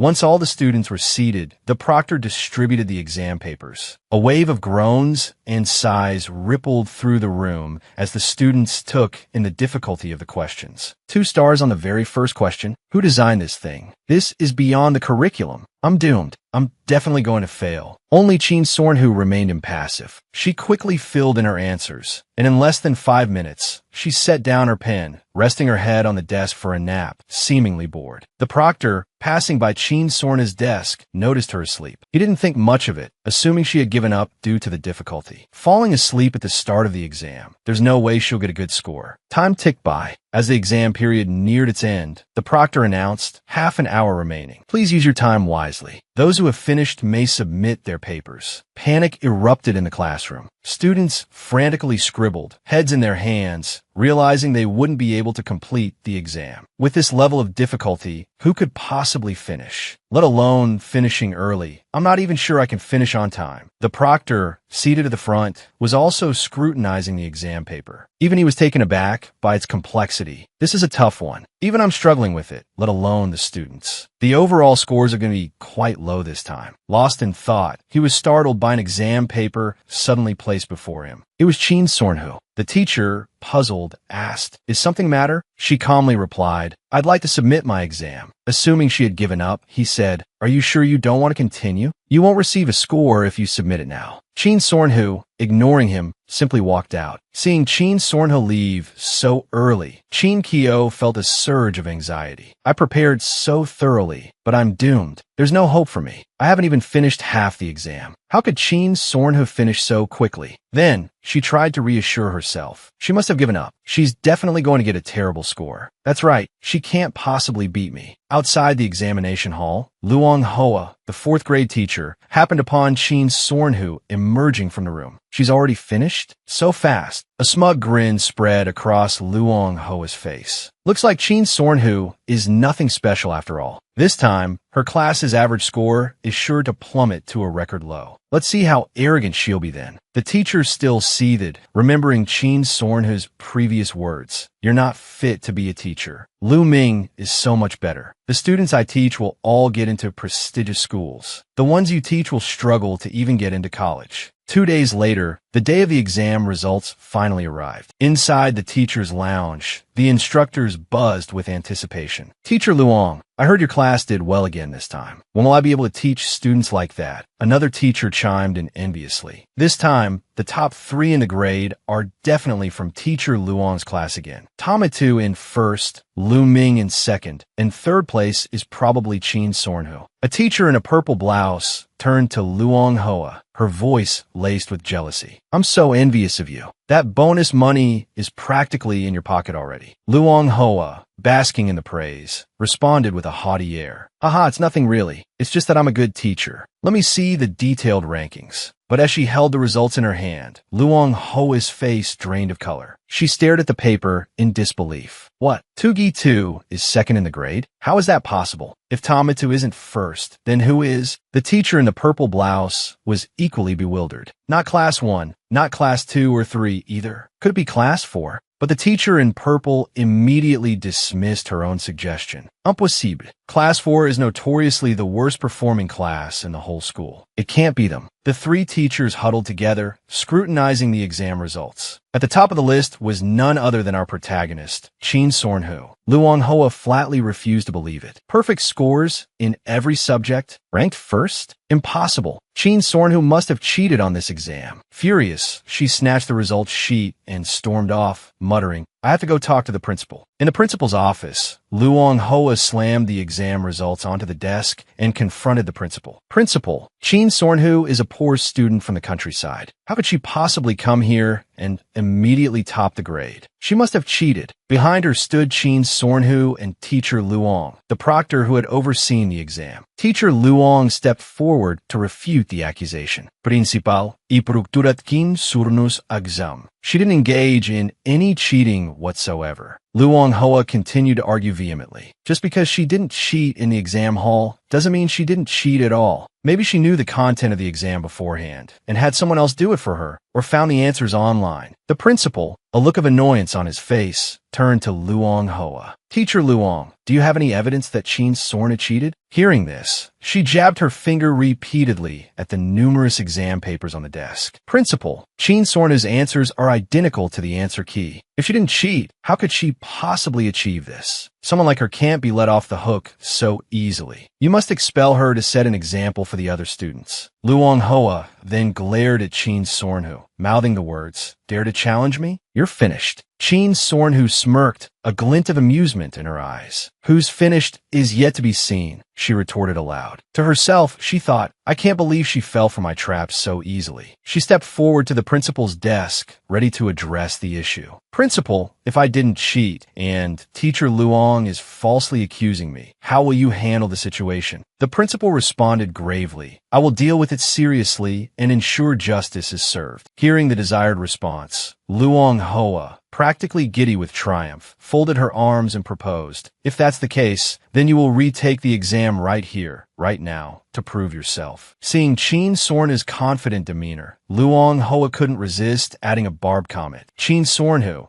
if you can truly prove you didn't cheat, I will apologize to you in front of the entire school." Pausing briefly, a malicious glint in her eyes, she continued, "But if you are cheating, don't blame me for expelling you with this stain on your record. No high school will accept you then." Chin Sornhu, undeterred, met her challenge head-on. "I accept. I propose the exam be created on the spot. This will prevent you, Luong Hoa, from thinking I somehow glimpsed the questions beforehand." The principal, taking charge, declared, "All right then, if that's agreed, the teachers from each subject, please prepare the exam questions." Chin Sornhu received the papers and, settling down at a desk, began working through them methodically. Luong Hoa hovered nearby, her gaze fixed on the student, determined not to miss a single movement. "How dare you challenge me? You clearly overestimate yourself." These questions, she thought smugly, were painstakingly compiled by us teachers from numerous sources. They're incredibly difficult, even harder than the previous exam. Even I couldn't solve them all. Let's see how Chin Sornhu manages to show off now. While Luong Hoa reveled in her perceived victory, Chin Sornhu put down her pen, picked up the completed exam, and turned to face her. I'm finished, Luong Hoa thought to herself. If Chin Sornhu actually managed to complete it, I might as well quit teaching. But reality delivered a swift and brutal blow. Looking at the answers, Luong Hoa felt her blood run cold.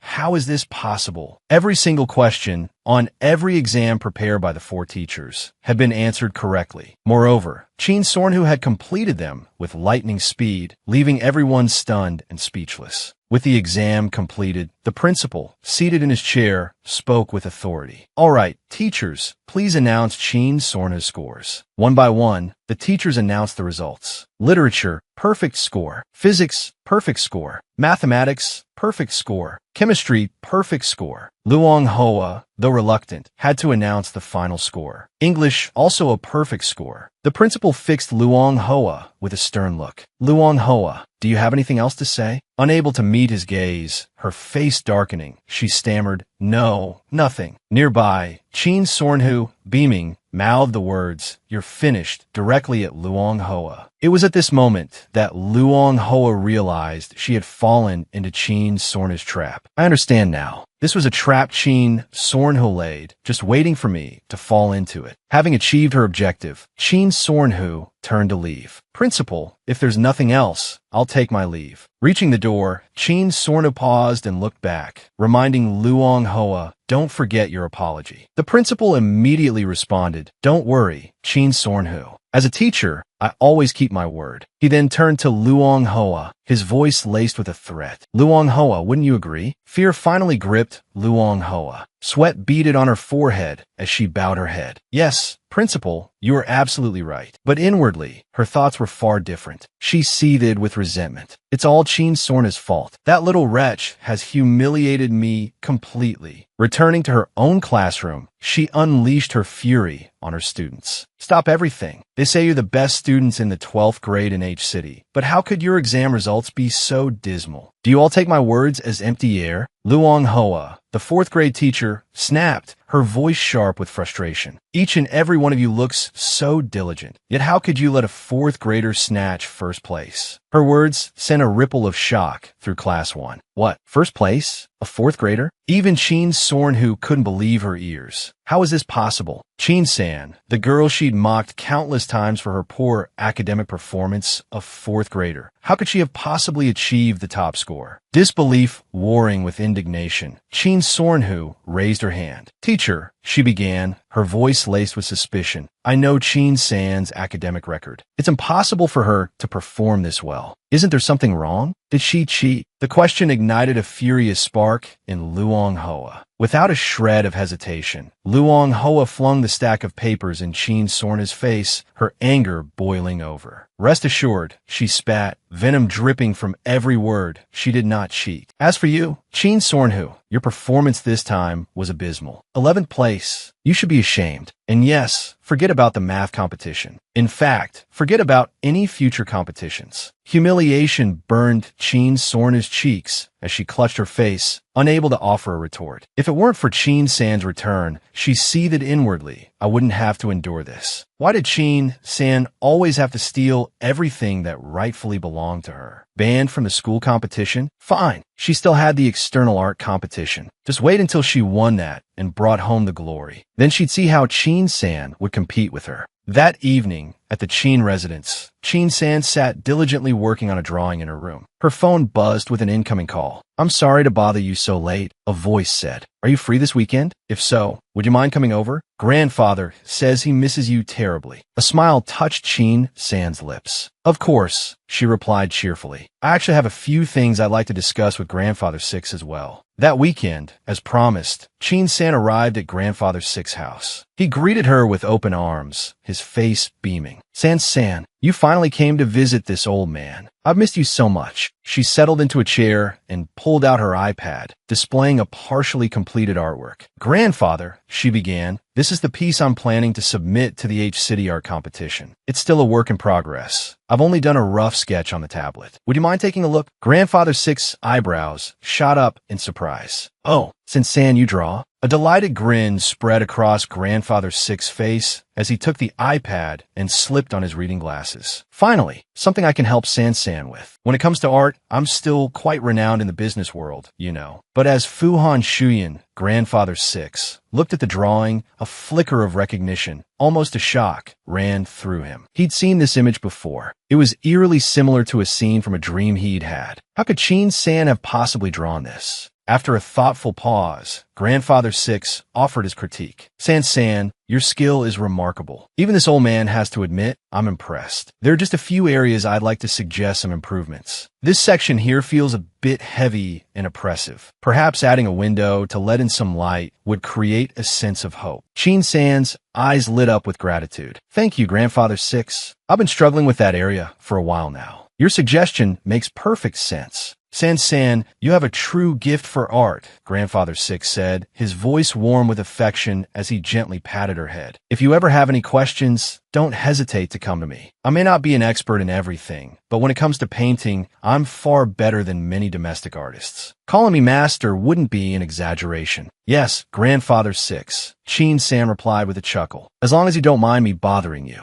Ah, it's getting late. Let me see you out. Fu-Han Shuyan, gripping the steering wheel, was consumed with questions about the painting Chin San had shown him earlier. Unable to contain his curiosity any longer, he turned to her and asked, San, where did you find the inspiration for that painting? Her voice quiet and thoughtful, she replied, I dreamt it. It was a very long dream. I seem to see everything that happened in my past life. Fu-Han Shuyan was startled by her words, but he pressed gently. Could you tell me about your dream? Of course, she answered. In the dream, I lived on a dilapidated farm. Her voice was tinged with sadness as she began to pour out the story of her past life to him. After listening intently, he glanced at her, his eyes filled with compassion. I've had a similar dream, he admitted. Only mine was more detailed and specific than what you've described. He paused, reflecting on the pain her story evoked. Seeing her body tremble, he reached out and placed his hand over hers, as if to transfer his warmth to her, to comfort her, to let her know he was there. Then, with a serious expression, he said, San, whether those dreams are real or not, I will protect you for the rest of my life. The next morning, Chin San, looking stylish and confident in a white outfit, was on her way to the company she had recently acquired. As she walked, she spoke on her phone to Fu-Han Shuyan. The company registration. Thank you so much for your help, Mr. Fu. I am truly grateful.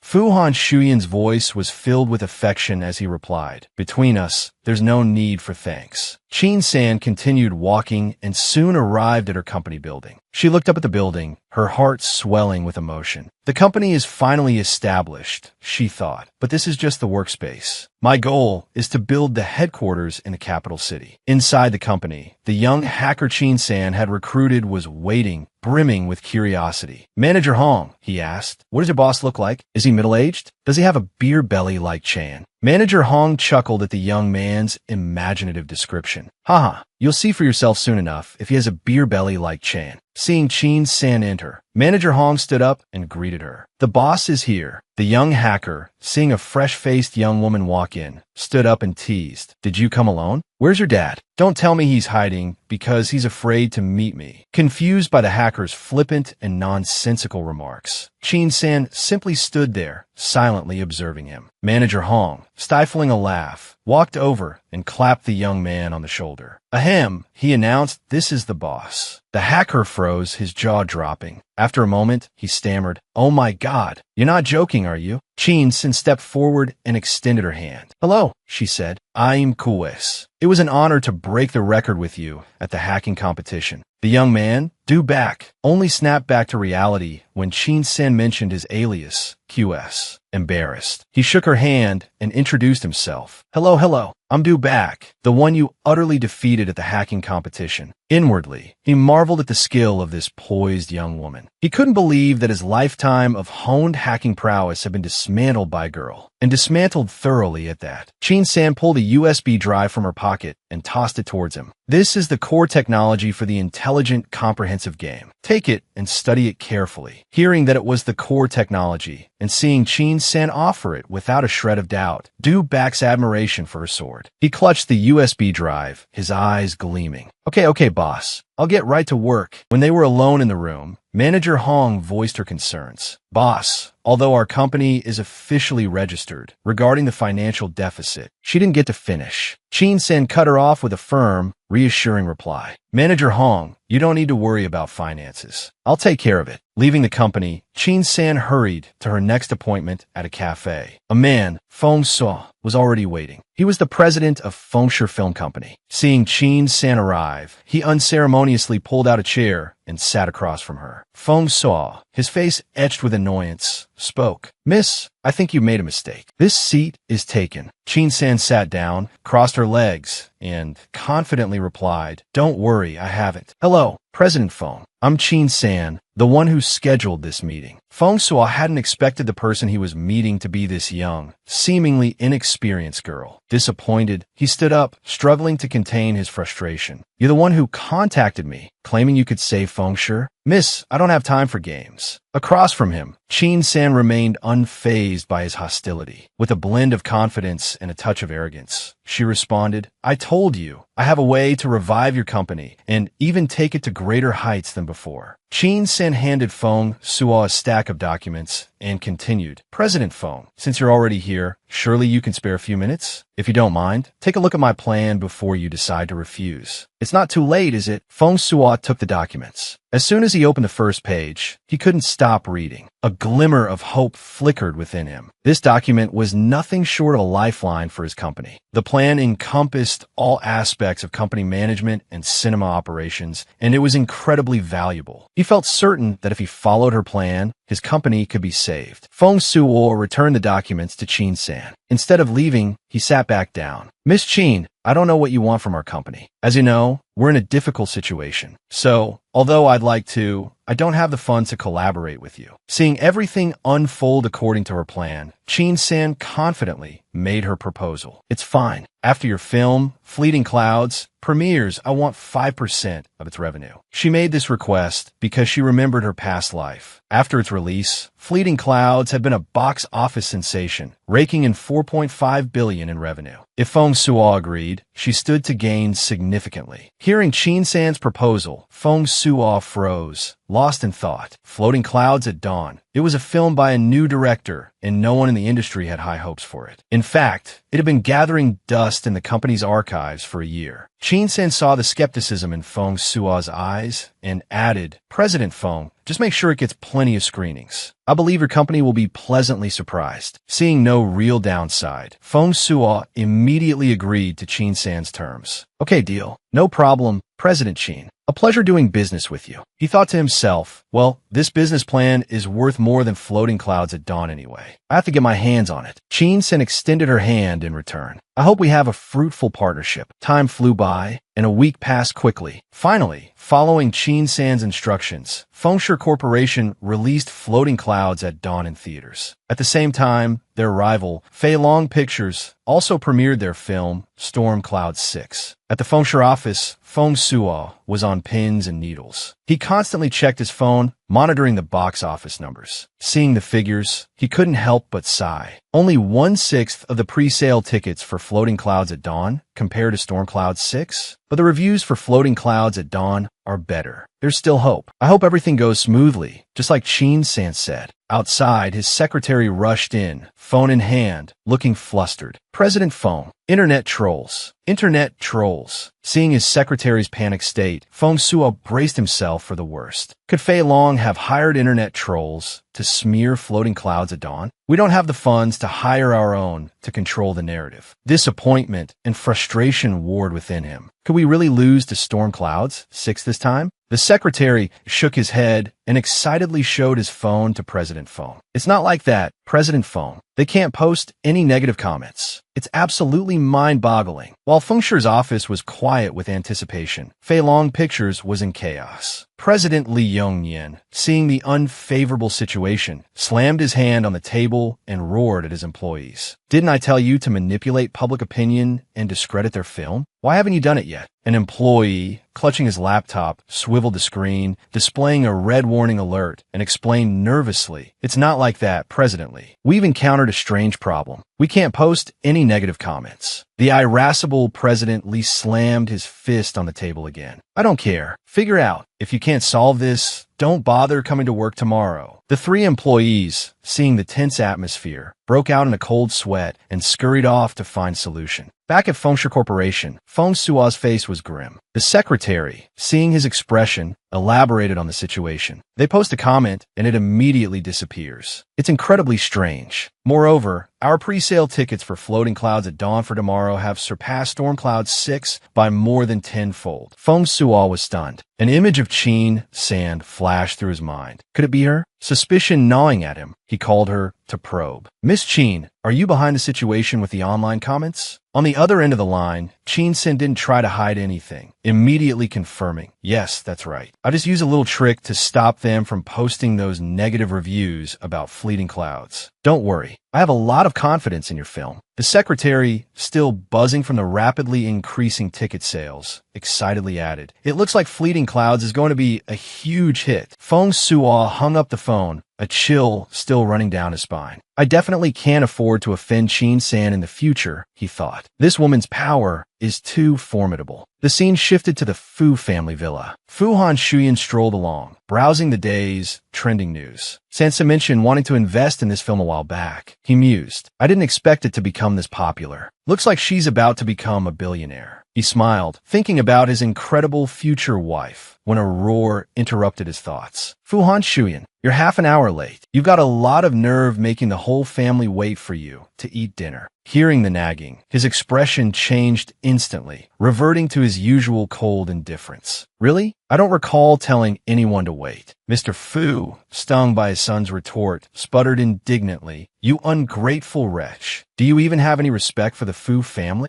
Unfazed by his irresponsible father, Fu Han Shuyan shot back. I should ask you the same question. Do you even consider me your son? Abandoning your wife and child to marry that low-class mistress. You have no right to call me ungrateful. His stepmother, feigning a wounded air, leaned against Mr. Fu, seeking his protection. Her performance successfully widened the rift between father and son. Mr. Fu, enraged, slammed his hand on the dining table. Fu An-Xuyen, apologize to your mother right now. He remained unmoved, his gaze icy as he looked at his father and stepmother. Seeing the tension escalate, Grandfather Fu slammed his hand on the table and rose to his feet. Apologize? For what? Han Shuyan is absolutely right. A barfly with no status has no business setting foot in the Fu family home. Grandfather Fu, referring to Fu Han Shuyan's stepmother, continued his interrogation of his son. Besides, have you ever cared about Han Shuyan? You have no right to call him ungrateful. His expression softening, Grandfather Fu turned to his grandson. Han Shuyan, come sit with me. The stepmother, putting on a saccharine sweet facade, attempted to defend her husband. Hongi actually cares a lot about Han Shuyan. It's just that he's usually very busy with work, so he doesn't have time to check in on him. Grandfather Fu's face darkened. The Fu family's affairs are none of your concern, he snapped. Chastened by Grandfather Fu's tone, the stepmother fell silent. Grandfather Fu's expression softened as he turned to Fu Han Shuyan. Han Shuyan, he asked with a smile, how's work been lately? Are you busy with anything? Fu Hongyi, harboring resentment towards his eldest son, sneered and interrupted. Like he could ever accomplish anything worthwhile. He spends all day at home or at the Liu family's. If it weren't for his status as the eldest young master of the Fu family, he'd be begging on the streets. Grandfather Fu, exasperated by his foolish son's interruption, barked, shut your mouth. He placed a hand on Fu Han Shuyan's arm and gently proposed, Han Shuyan, if you're not busy with anything at the moment, why don't you come work at our company? I'll make you the CEO. What do you say? Sound good? Upon hearing this, the face of the stepson darkened considerably. A clear expression of displeasure etched upon his features. Vice President Hong, ever the biased one, chimed in,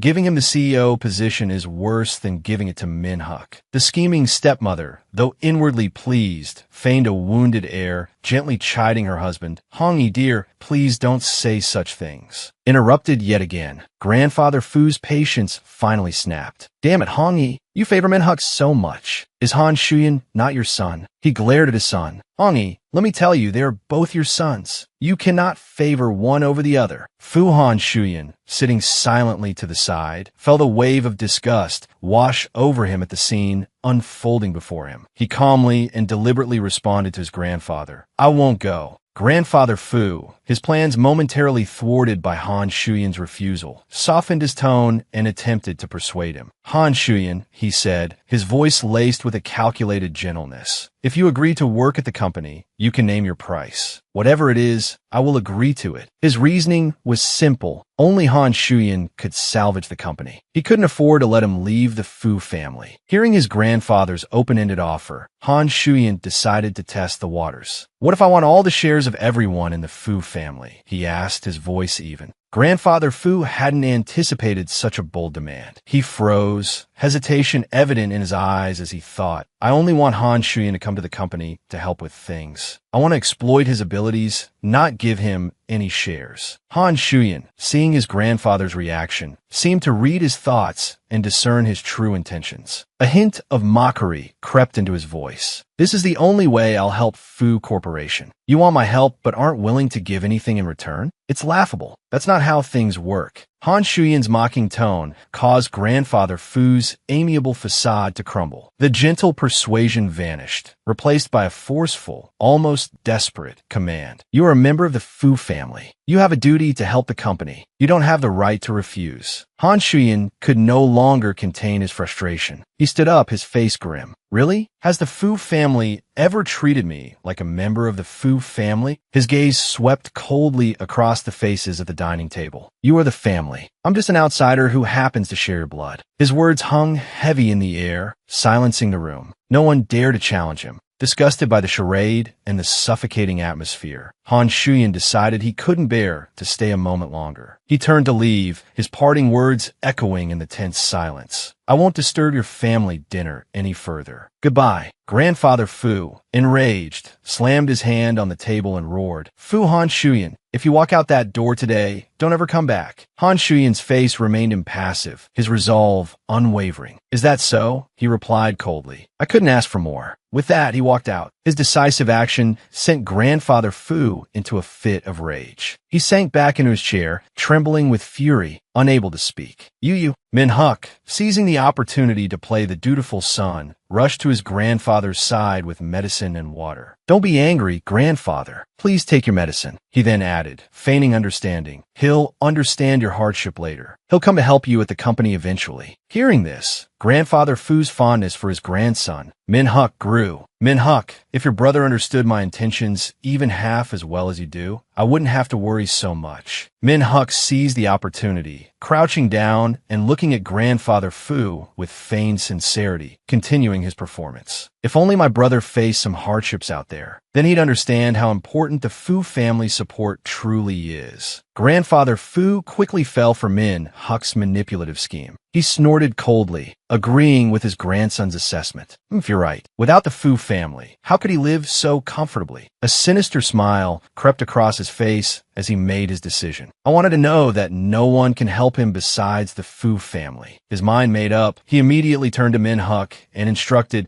quickly use the company's official website to announce to everyone that from today onwards, the Fu family will no longer manage anything related to Fu Han Shuyan. Min Huck, having achieved his goal, felt a surge of triumph, but maintained a facade of concern as he feigned reluctance. Grandfather, I don't think this is a good idea. Grandfather Fu immediately cut him off. Don't say another word. Just do as I say. Yes, grandfather, Min Huck replied, bowing his head with a sinister smirk playing on his lips. His objective of isolating Fu Han Shuyan had been accomplished. Back in his office, he sat with his feet up on his desk, barking orders into the phone. Quickly post on Weibo, informing everyone that Fu Han Shuyan has severed ties with the Fu family. Hanging up, he reveled in his victory. Just spreading the news that the Fu family is no longer supporting Fu Han Shuyan won't be enough to change his life. Only by completely severing ties will the world turn its back on him. He laughed, his voice filled with malice. Haha, That's my true objective. Only then will Fu Han Shuyan's life become truly difficult. I want everyone to know that I am the only true young master of the Fu family, the sole heir to the Fu Corporation. Yes, this position can only belong to me, Fu Han Shuyan. I will forever keep you beneath my heel. Haha. He burst into laughter, savoring his perceived triumph. The next day at school, as the bell rang 3 times, signaling the end of class, the teacher addressed the students. Tomorrow there will be a parent-teacher meeting. Remember to tell your parents to attend on time. If there are no further questions, class dismissed. The classroom erupted in a cacophony of groans and complaints. Why do they insist on having parent-teacher meetings every few weeks? Ugh, parent-teacher meetings are a student's worst nightmare. A red-haired student propped his chin on his hand and sighed dramatically. I'm doomed. My dad's going to kill me. He stood up and walked over to Chin San's desk, curiously inquiring about her family situation. Chin San, your parents must be thrilled to attend the parent-teacher meeting knowing you got first place, right? Chin San, anticipating the question, replied with a resolute tone, they won't be coming. When Chin San arrived home, Chin Soru had just gotten there shortly before her. In the living room, their mother was busy choosing an outfit for the parent-teacher meeting the following day. Seeing Chin Soru, she called out, Soru, I'll be going to school with you tomorrow. I'm sure the teacher will praise you again. Come here and help me decide which outfit to wear to the parent-teacher meeting. Chin Soru's face was tight with tension, a flicker of guilt in her eyes after the day's events at school. She gave her mother a cursory, placating response. Everything was fine, mother. Everything was lovely. Then, approaching her mother with a carefully crafted air of innocence, she inquired, Mother, you're going to the parent-teacher meeting for me tomorrow, right? So father will go to older sister's meeting, won't he? At the mention of Chin San, her mother's expression soured. Her grades are simply too dreadful. Your father and I won't be attending her parent-teacher meeting. Going would only bring shame upon ourselves. Mr. Chin, who had been reading the newspaper, chimed in, addressing Chin San as she ascended the stairs. San, I won't be able to make it to your parent-teacher meeting tomorrow. I have some urgent business at the company, and your mother will be attending Soru's meeting. So, be a good girl and stay by yourself tomorrow, and try not to cause any trouble. Chin San looked at the 2 people who were her parents in name only and offered a chillingly mirthless smile. A sardonic twist of her lips accompanied her words. Oh, I see. It seems that only Chin Soru is your daughter, then? Her mother bristled. How dare you speak to me like that? Chin San, try to be a little more understanding. Soru is your younger sister. You can't just leave her to fend for herself. Ever since you returned to the Chin family, you've done nothing but try to compete with her for everything. Chin San's heart turned to ice within the confines of this house. She shoved a hand into her pocket, her expression indifferent as she turned to leave. Fine, from now on, the Chin family can consider themselves without a daughter like me. Why don't you just kick me out of the Chin house tomorrow? That way, I won't have the opportunity to steal anything from your precious daughter, Chin Soru. If there's nothing else, I'll be returning to my room. Mr. and Mrs. Chin watched her retreating figure with simmering resentment. Only Chin Soru wore a triumphant smirk, her scheme having played out perfectly. This way, her parents would remain blissfully ignorant of Chin San's first-place win in the recent school-wide competition. The day of the parent-teacher meeting arrived. A throng of parents converged on the school. Chin San's pink-haired friend linked arms with her as they walked down the hallway. I heard your parents don't have time to come to your meeting, she said, her voice laced with concern. A gaggle of Chin Soru's followers seized the opportunity, their hands clasped over their mouths as they giggled and whispered amongst themselves. A barrage of cruel remarks about Chin San filled the air. Everyone knows Chin San is being kept by someone. Her parents are probably too ashamed to show their faces. No, I heard she's a country bumpkin. Her parents are too cheap to come, that's all. Oh, how pathetic. Almost every parent was present for the meeting. Only an orphan like Chin San would be left alone, one girl sneered. Chin Soru, standing nearby, preened at their words. Chin San's pink-haired friend, however, immediately rolled up her sleeves, ready to pounce. What did you just say? Seeing her friend's fiery reaction, Chin San quickly intervened, placing a restraining hand on her arm. She leveled a steady gaze at the gossiping girls, her voice ringing with an unexpected authority. Oh, I heard you all scored at the bottom of the class this time. Perhaps you're just like me, wishing your parents wouldn't show up. Unfortunately for you, it seems your wish didn't come true.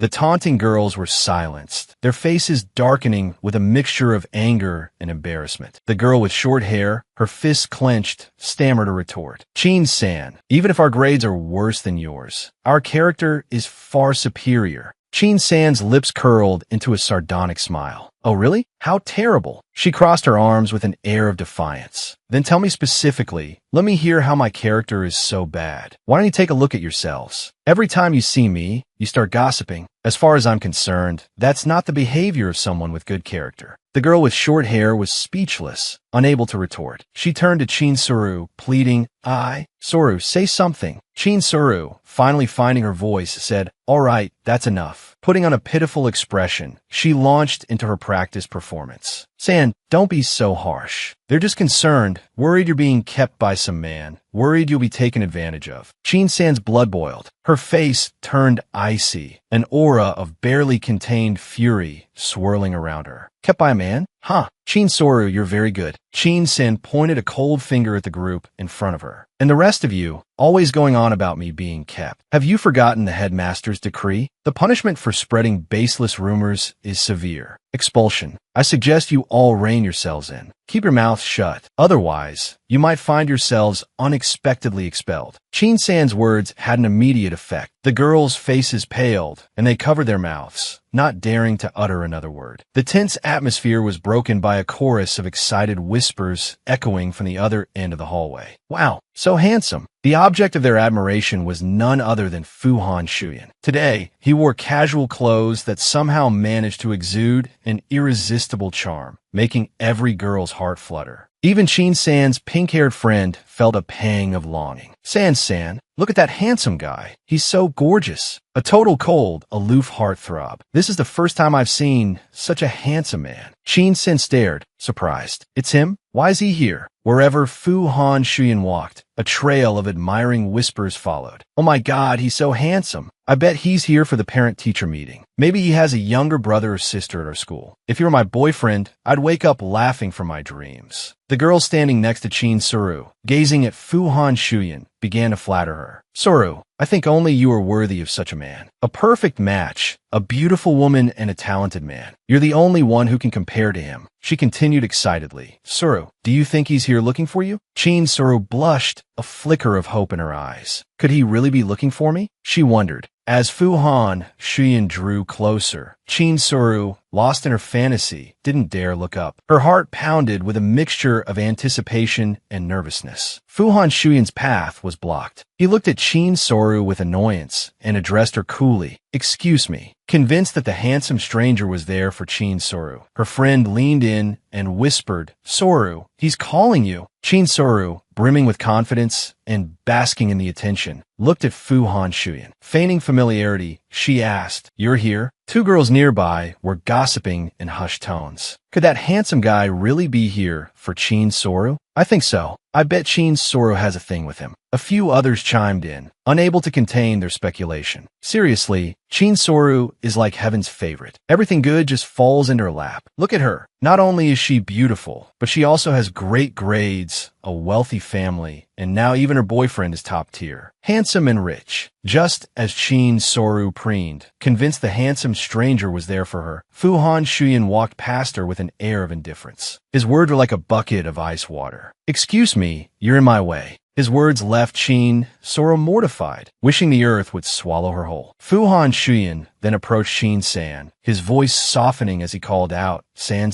Chin-san greeted him politely, then, puzzled, asked, Mr. Fu, why are you here? He reached out and affectionately ruffled her hair. I'm here for San's parent-teacher meeting, of course. Fuhan Shuyan had gone straight to Chin-san upon arriving at the school. Catching a faint whiff of candy on her, he leaned in and asked indulgently, San, have you been eating candy? He asked because Chin-san always had a pleasant, sweet scent about her. Chin-san, momentarily stunned by his unexpected question, quickly recovered and reached into her pocket. Oh yes, Mr. Fu, would you like some? She pulled out 2 pieces of candy and offered them to him. He looked at the candy in her hand, a thoughtful expression crossing his face. Sanson wasn't well cared for as a child and suffered from malnutrition, which led to hypoglycemia. That's why she developed the habit of eating candy. Fuhan Shuyan quickly accepted the candy. "Thank you, San-san." Chin-san smiled and nodded. Fuhan Shuyan unwrapped a piece and popped it into his mouth. "I swear, I'll make those Feng family people pay," he thought with a smile. After finishing the candy, he headed into the classroom for the meeting. Before entering, he turned back to her with a fond look. "The candy is delicious, San-san. I'll see you inside." "Okay," she replied. As he entered the classroom, the homeroom teacher turned to him to confirm his identity. "Whose parent are you?" He replied with a touch of pride. "I'm Chin-san's older brother." Seeing such a handsome man connected to her friend, the girl with pink hair gasped and whispered to Chin-san, "San-san, you're so lucky. I can't believe you have such a handsome older brother." Chin-san simply smiled, offering no explanation. The crowd outside buzzed with excitement. "Oh my God, he's so handsome. Is he really Chin-san's brother?" Having a brother like that, you can tell he's from a rich family. She's definitely not being kept by a sugar daddy like those rumors said. Looks like those rumors debunked themselves. Hearing the whispers, Chin-san fell into thought. Given our current relationship, calling him my brother isn't entirely wrong. Let them think what they want. The homeroom teacher handed out the test results to the parents. This exam was quite challenging, but everyone's scores are much higher than last time, especially Chin-san's. She topped the class with perfect scores in every subject. Fuhan Shuyan looked over Chin-san's test results, his heart swelling with pride. His little girl was truly remarkable. A few parents turned around and struck up conversations with him. "You're Chin-san's older brother, right? Could you tell us about her study habits at home? We'd love to use them as inspiration for our own children." Seeing everyone's attention focused on his future wife, Fuhan Shuyan puffed up with pride. He began to embellish, singing her praises. "It's all about talent and hard work. My little one just holes up in her study after getting home." He put on an air of smug satisfaction, leaving the other parents speechless at the apparent brilliance of his future wife. Chin-san, standing outside the door, nearly fainted at his words. She wondered, bewildered, "Hole up in my study after getting home? When? Mr. Fu seems to have some kind of misunderstanding about me." Meanwhile, in the first grade classroom, Mrs. Chin, dressed impeccably, arrived for Chin Soru's parent-teacher meeting. As soon as Chin Soru saw her mother arrive, the other parents swarmed around her, showering her with flattery. "Oh, Soru's mother is here. Your Soru is so talented, always at the top of the class. Truly, if it were me, I wouldn't be able to raise such a bright, beautiful, and accomplished daughter." A man approached and inquired, "Soru's mother, you must supervise her studies closely at home, right?" Mrs. Chin beamed, her eyes crinkling at the corners. "It's all Soru's own effort. I just offer her some simple guidance. Good grades aren't just about hard work, they're about talent too." At this point, Mrs. Chin's gaze swept over the other parents, and she added with a thinly veiled barb, "Without talent, no matter how much you study, you can't achieve high scores on exams." The other parents clearly understood the implication in her words, and their faces fell.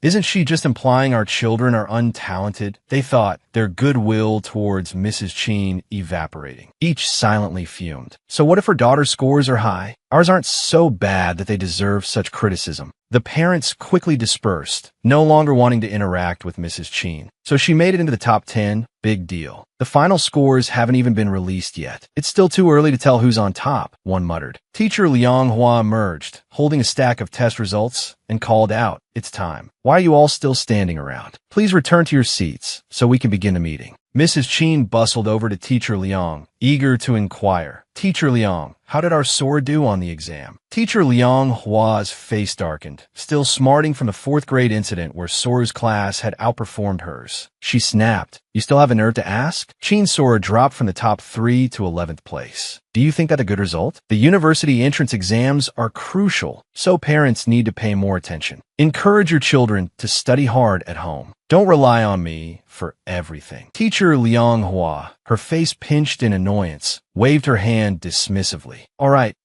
everyone return to your seats. The parent-teacher meeting is about to begin. Don't waste the other parents' time." Mrs. Chin, after a moment of stunned disbelief, felt a burning shame creep up her neck. She wanted nothing more than to melt into the floor. The parents she had previously sneered at now exchanged knowing glances, their whispers carrying across the room. My, someone's daughter only managed 11th place, and yet acted so superior. My son came in 4th. Does that mean I have the right to look down on certain people now?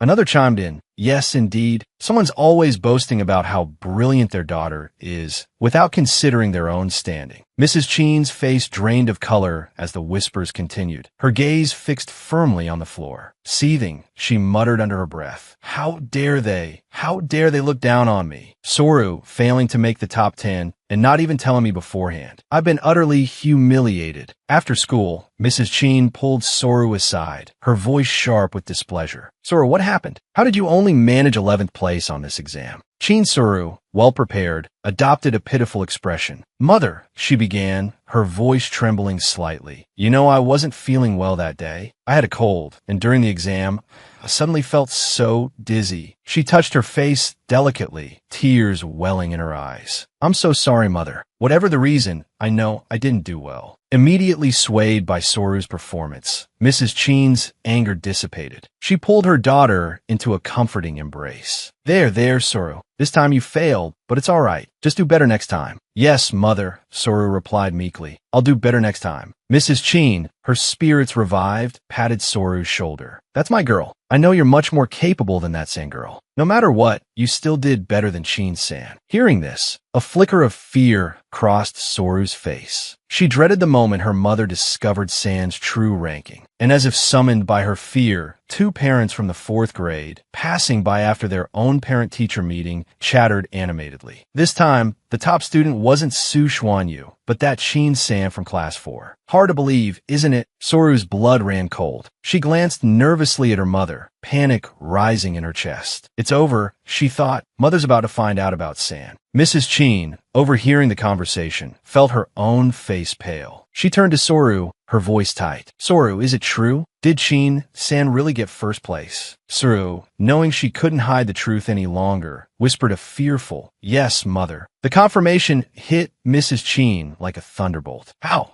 is that possible? She stammered, her face a mask of disbelief. Quick to seize the opportunity, Soru concocted a story. Putting on her most innocent face, she said, During the exam, San and I were in the same room. She kept looking down at something. It seemed a little strange. But since she's my sister, I didn't want to tell the teacher. Soru thought she had successfully navigated the situation, but her mother's next words stopped her cold. So, Mrs. Cheen asked, a glint in her eye, Doesn't your classroom have cameras? Come on, let's go report her. Panic flared in Soru's chest. The thought of her lie being exposed terrified her. No, I can't let Mother find out I'm lying. Feigning innocence, she clung to her mother's arm. Mother, please don't. If San is caught cheating, won't it damage the Cheen family's reputation? Mrs. Cheen paused, considering her daughter's words. Reluctantly, she conceded, giving Soru a light flick on the forehead. Soru, I know you're thinking of your sister, she said, her voice softening, but she certainly won't appreciate it. So if this happens again, don't just take it, okay? If she continues to cheat, tell the teacher. Yes, Mother. Let's go home, Cheen Soru said, then nuzzled her head against Mrs. Cheen's shoulder,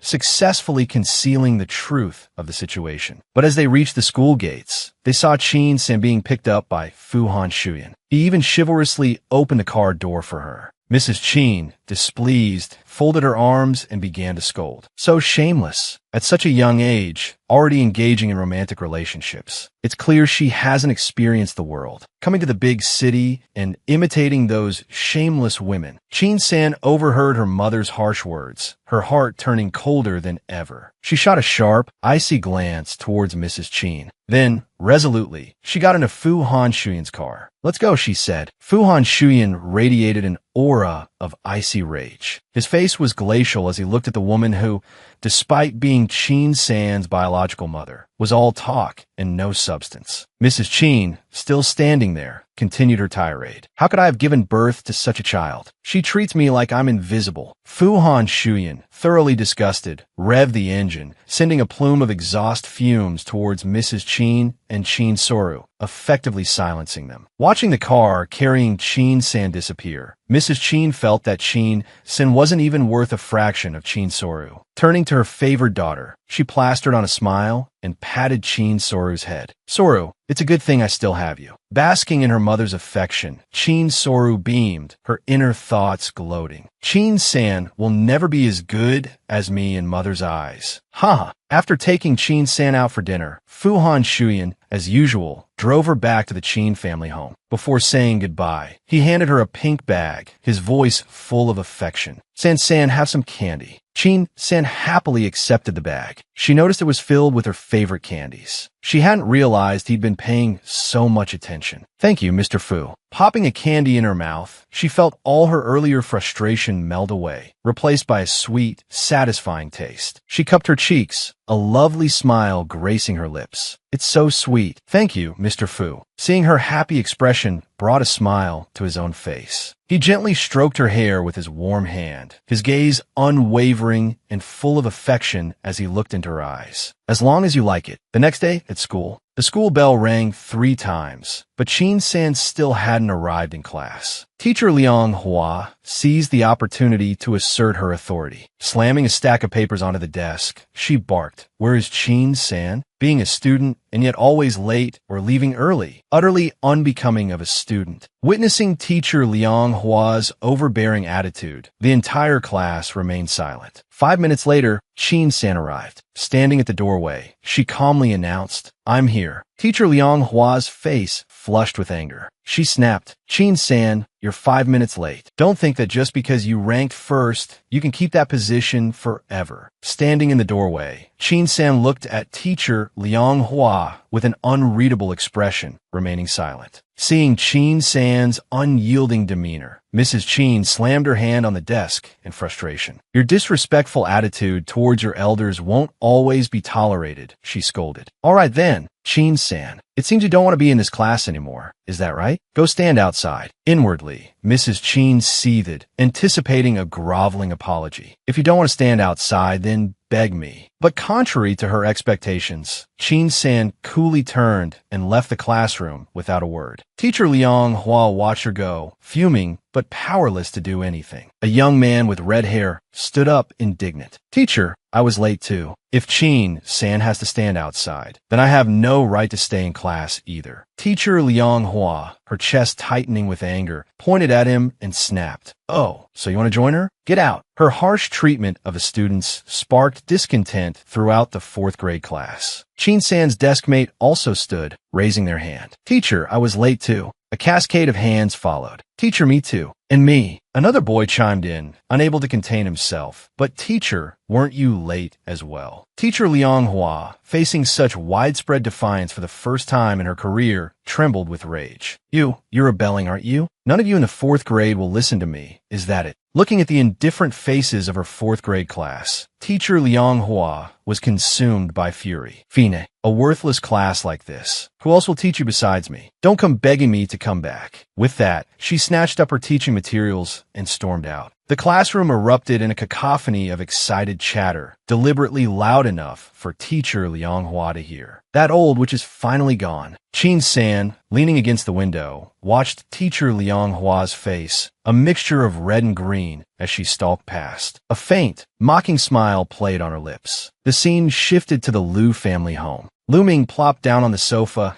next to his cousin, Fu Han Shuyan. "Hey, I have some big news about your future wife," he said excitedly. "Want to hear it?" Fu Han Shuyan's attention immediately snapped to Lu Ming. Anything concerning his beloved Sen always piqued his interest. Seeing Lu Ming pause dramatically, Fu Han Shuyan, well-versed in his cousin's antics, tossed him his car keys. "Out with it." Lu Ming's face lit up. He clutched the keys, as if afraid Fu Han Shuyan might change his mind. "Whoa, sweet ride. Sis-in-law-to-be must be really important to you, huh?" Having secured his prize, Lu Ming quickly recounted the day's events at school. So, you know Liang Hua, San's English teacher? She's always butting heads with San. Remember last time, when San was clearly right? Well, that teacher actually tried to frame her for cheating. Fu Han Shuyan's eyes darkened. Accused San of cheating? He asked, his voice dangerously low. Sensing the rising tension, Lu Ming quickly backpedaled. Hey, it's all sorted now. San proved she was innocent and even made Liang Hua apologize in front of the whole school. Lu Ming twirled the key around his index finger as he continued his story. Then, San got detention for being late, and everyone in her class followed her lead. Teacher Liang Hua was so furious, she ran to the administration office to complain. She even said she'd never teach English to San's 4th grade class again. But, you know, the 4th grade is the worst class, so I doubt anyone else will want to teach them English anyway. Fu Han Shuyan listened intently, his chin resting on his hand, a thoughtful expression on his face as he absorbed Lu Ming's words. He abruptly stood up and snatched the car keys from Lu Ming's hand, leaving the younger boy stunned. What's wrong? Fu Han Shuyan? He stammered. Fu Han Shuyan's face darkened. Lu Ming, you haven't even told me about Sam being falsely accused of cheating. I should be dealing with you for that, not letting you have my car. You could dream on. Lu Ming slumped onto the sofa, defeated, tears welling in his eyes. My car, he whimpered. Meanwhile, Fu Han Shuyan, enraged that someone dared to wrong his beloved San, quickly grabbed his phone and contacted his assistant. Assistant Lin, I need you to investigate Liang Hua from Hatan City High School. I want all the information you can get on her. The sooner, the better. His voice was laced with authority as he continued. Also, I want to join Hatan City High School as an English teacher for the 3rd and 4th grades. Arrange it. Assistant Lin worked with remarkable efficiency. In less than a day, he had fulfilled Fu Han Shuyan's requests. The next day, a notice appeared on the bulletin board at Chin San School, announcing the arrival of a new teacher. Countless students gathered around, whispering amongst themselves. Wow, the 4th grade is getting a new English teacher. They're so lucky. I heard he's a young teacher who graduated from Du University. Oh, really? That's so impressive. Meanwhile, teacher Liang Hua's face was thunderous. How do they find a new teacher so quickly? Which idiot would agree to teach such a terrible class? As teacher Liang Hua stormed back to the staff room to investigate, she overheard voices from inside. Haha, that's hilarious. Liang Hua actually thought no one would teach the 4th grade if she left. Inside, a female teacher and a male teacher were deep in discussion. I can't believe a Du University graduate came here looking for a job. This is a real slap in the face for Liang Hua. The male teacher chimed in. You can say that again. Liang Hua thinks she's so great. If it weren't for her connections, Ms. Tran would have the 1st grade homeroom position. Teacher Liang Hua, blinded by rage, flung open the door and pointed accusingly at the 2 teachers inside. Li Wenlo, Tran Thursday Tuk. You two are unbelievable. Gossiping vipers. Ms. Tran stood up, her face flushed with anger. Well, since we're being honest, I'll tell you straight. I've disliked you for a long time. If you want to use your connections against me, go ahead and do whatever you want. I don't even want this job anymore.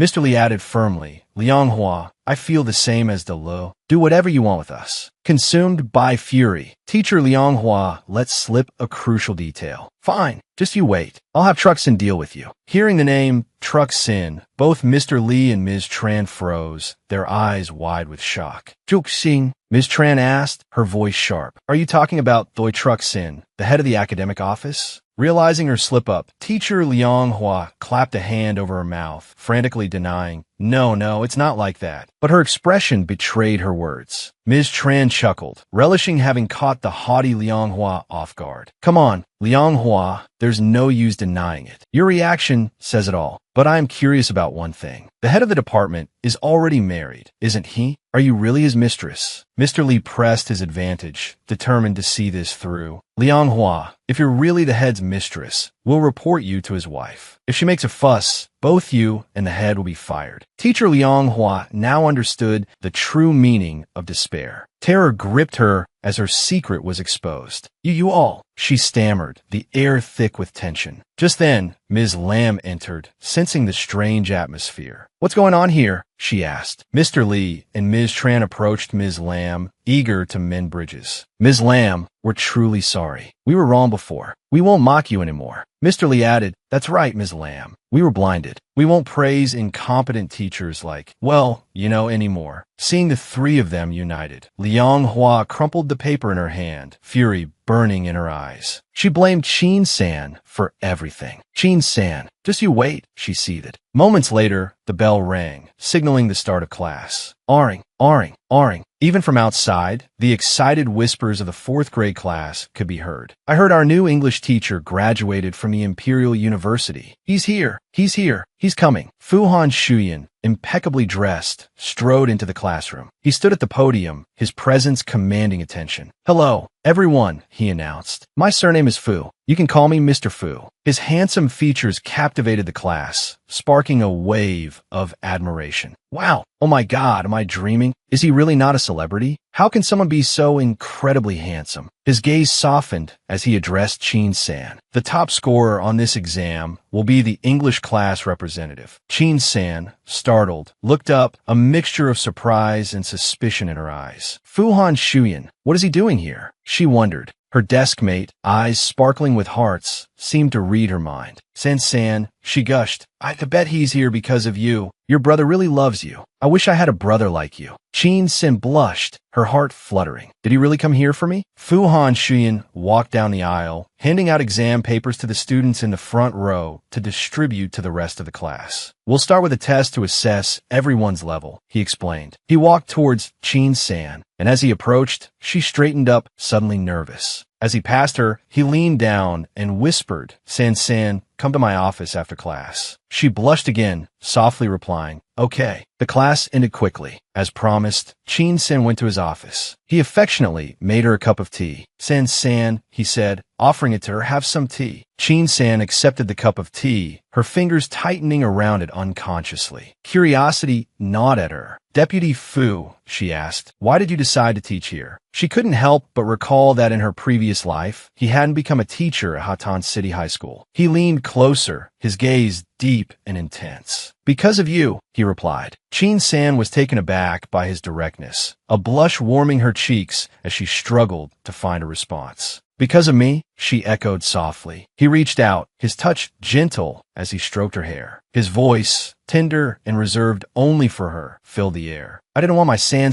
to be bullied by anyone at school, so I came here. His words melted the icy shell around her heart, filling her with a warmth she hadn't felt in a long time. A genuine smile touched her lips. Thank you, Deputy Fu. No matter how others treated her, Deputy Fu and Uncle Six always showed her genuine kindness. He smiled, his voice a comforting balm. What's there to thank me for, San? Remember, you always have me. If you're ever bullied again, don't endure it alone, understand? She looked up at him, her eyes wide and innocent, filled with gratitude. Yes, I understand. As if remembering something important, he suddenly asked, oh, right, are the results for the Tanhoi competition out yet? She leaned back in her chair, anticipation shimmering in her eyes. They should be out tonight. The scene shifted to the Qin family home. Night had fallen. At the dinner table, Mrs. Qin fussed over Qin Nu, piling food onto her plate. Nuni, after tonight, you'll be qualified to participate in the Tanhoi competition. Congratulations in advance. Eat up. Despite the smugness bubbling inside her, Qin Nu feigned innocence. Mom, the results aren't out yet. Mrs. Qin, her faith in Qin Nu unwavering, continued. You're a student of Kai Van Thatch, one of the most renowned painting masters in the country. If you don't qualify, who in Hatan City could? Mr. Qin chimed in. Nu Ni, if you win this competition, I'll give you a reward. Qin Nu, brimming with confidence, replied, thank you, Mom and Dad. Just then, her phone rang, announcing the results. With an air of eager anticipation, she answered, hello. Mrs. Qin, equally anxious, pressed, well, did you get first place? Contrary to their expectations, Qin Nu's face paled as she heard the news. Her hand clenched around the phone. First place is San? She thought, bewildered. But who is this San? After the call, the realization that she hadn't won first place sent a wave of panic through her. Unsure how to face her parents, she quickly concocted a performance, tears welling in her eyes as she sobbed. Mom, I didn't pass the painting competition. I'm so sorry. I've disappointed you both, haven't I? Mrs. Qin, instantly moved by her daughter's tears, rushed to comfort her. Noonie, it's all right. It's just a painting competition. If you didn't get in, you didn't get in, so don't cry anymore. We don't care. Mr. Chin, sitting beside them, massaged his temples, a headache brewing. He inwardly cursed his premature boasting. He had bragged to his friends that Noonie would win. Now, she hadn't even qualified. It was a slap in the face. The atmosphere hung heavy with silence when Chi Nu's phone rang. It was Teacher Chi. As soon as she answered, his reproachful voice crackled through the speaker. Didn't you change the painting as I asked? Why were you still disqualified? Chi Nu's voice was small, defeated. I'm so sorry, teacher. I don't know why it turned out this way. A flicker of calculation in her eyes. She feigned innocent curiosity. Teacher, do you know who this Sam person is? I heard she was ranked first, but is she really that good? Teacher Chi paused. You mean she might have cheated? All right, Nu. Tomorrow you and I will go to the painting association. I'll inquire about the situation. Early the next morning, Chi Nu and Teacher Chi Wensher arrived at the painting association. Wu Jian, the manager, greeted Chi Wensher with a bright, if superficial, smile. To what do I owe the pleasure of your visit, Mr. Chi? Chi Wensher adopted a stern expression, his voice laced with accusation. The winner of our city's youth association competition is an unknown newcomer. I'm curious to know what about her paintings caught your attention, Manager Wu. Wu Jian understood the implication. His gaze flickered towards Chi Nu before he smoothly changed the subject. Perhaps Mr. Chi is here seeking justice for his student? Chi Wensher placed a hand on Chi Nu's shoulder, his voice firm. Precisely. I believe my student's skill surpasses that of any newcomer. Chi Nu dutifully dipped her head in a polite greeting to Wu Jian. Wu Jian didn't make things difficult. Very well. If your student is as talented as you say, I'll make room for her. Chi Nu quickly presented her iPad, displaying her artwork. Please take a look. Wu Jian settled into his chair and offered his critique after studying the piece. This painting does depict the grief of a mother who has lost her child. However, the sorrow feels superficial. The eyes don't convey any real emotion. Furthermore, Mr. Chi's student seems overly focused on technique. The rigid lines expose more flaws than they conceal. Chi Nu stood behind them, her face alternating between pale and flushed as she listened. Chi Wensher seethed inwardly. He was a renowned master, and this man dared to disparage his student right in front of him, showing him no respect. Wu Jian handed the iPad back to Chi Wensher, adding, this painting is quite good compared to others in her age group, but it's not outstanding enough for the youth association competition. Chi Wensher crossed his arms, his face a mask of displeasure. Then I'd like to see just how good this rising star is, he said, his tone tight. He thought to himself, San is just a nobody. Nu has my guidance. How could she be worse than this, San? Wu Jian, unfazed, turned his monitor to display Qin San's painting. This is her work. See for yourself. Chi Wensher stared at the painting, speechless. It depicted the scene with stark realism, leaving no room for criticism. Wu Jian chuckled softly and asked, well, Mr. Chi, do you find San's painting superior to your students? Chi Wensher leaned back in his chair, exhaling slowly, still unwilling to concede. This painting, even I must admire it. It's enough to stun the entire art world. But she's just a high school senior. How could she have such experience and depth? I suspect she might have hired someone to paint it for her. Convinced of his own theory, Chi Wensher's voice rose. I believe that if a contestant has such poor character, once discovered, the association's reputation will be ruined. Therefore, I propose disqualifying San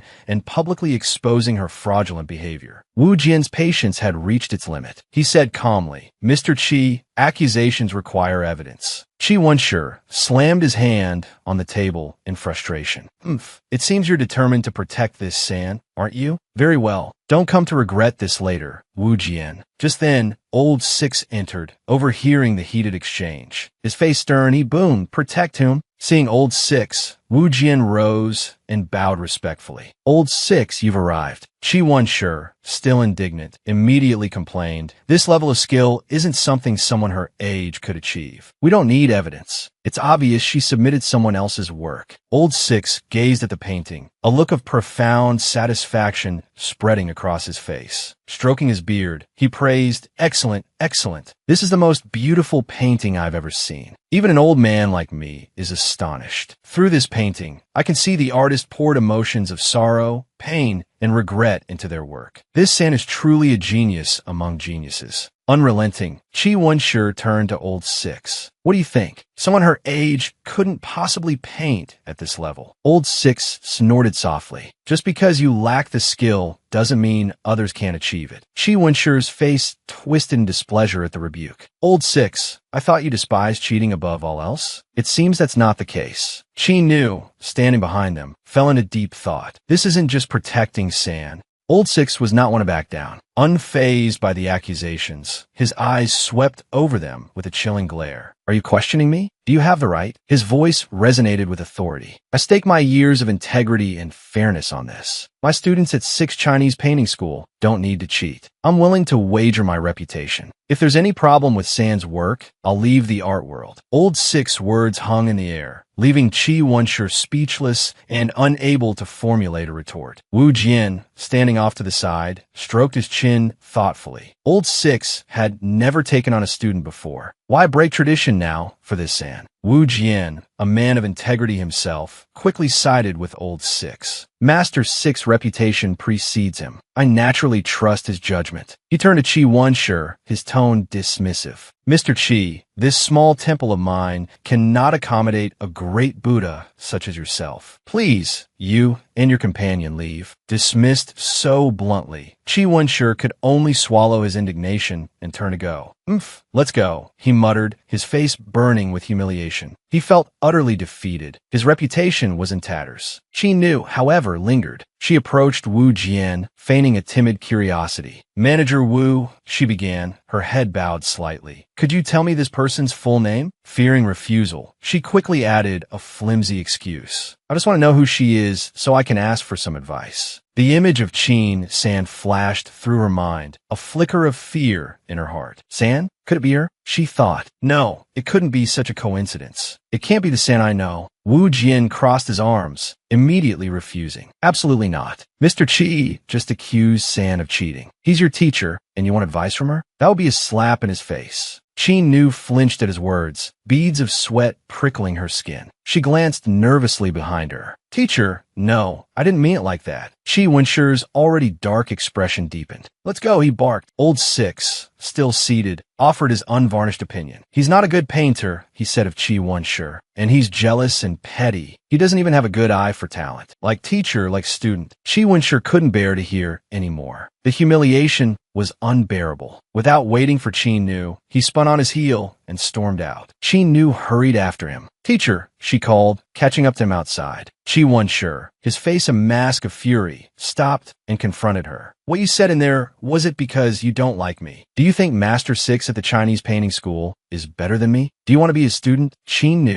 Nu put on her most innocent face, clutching her chest dramatically. No, teacher, I was just curious who she was. I had a feeling I might know her. Honestly, teacher, I don't dislike you at all. Chi Wen-shi cut her off with brutal honesty. Well, I don't think you have a talent. You're like mud that won't stick to the wall. No matter how much I teach you, it's useless. Outwardly, Chi Nu adopted a pitiful demeanor, lowering her eyes and remaining silent under Chi Wen-shi's criticism. Inwardly, however, her arrogance simmered. My talent is obviously superior, you old fool, she seethed. If you were as good as Master Six, how could I be worse than this, San? Suddenly, she heard Wu Jian's voice. Master Six, take care. She quickly glanced over to see what was happening. Across the way, Wu Jian was seeing Old Six off to his car. Watching the luxurious vehicle depart, Chi Nu began calculating. There were only 5 limited edition cars like that in the world. If she remembered correctly, this one was worth over 50 million, while Chi Wen-shi's car was only worth a few million. Old Six held a very high position in the painting world and was incredibly wealthy. Chi Wen-shi couldn't compare. A calculating glint entered Chi Nu's eyes. If she could become Old Six student, she would surely become even more skilled. The next day, as scheduled, Fu Hanxian arrived early to pick up Qin San for their trip to the amusement park. As she got into the car, pride swelled in his eyes. Congratulations on entering the painting world, he said. Qin San responded modestly. Thank you, Mr. Fu. Fu Hanxian overflowing with affection, leaned closer to fasten her seatbelt. The proximity caused Chin San's face to flush crimson. "This is too close," she thought, and murmured, "Mr. Fu." Unable to contain his surging emotions, he gently kissed her cheek. Startled by his own actions, he remembered she had been about to say something.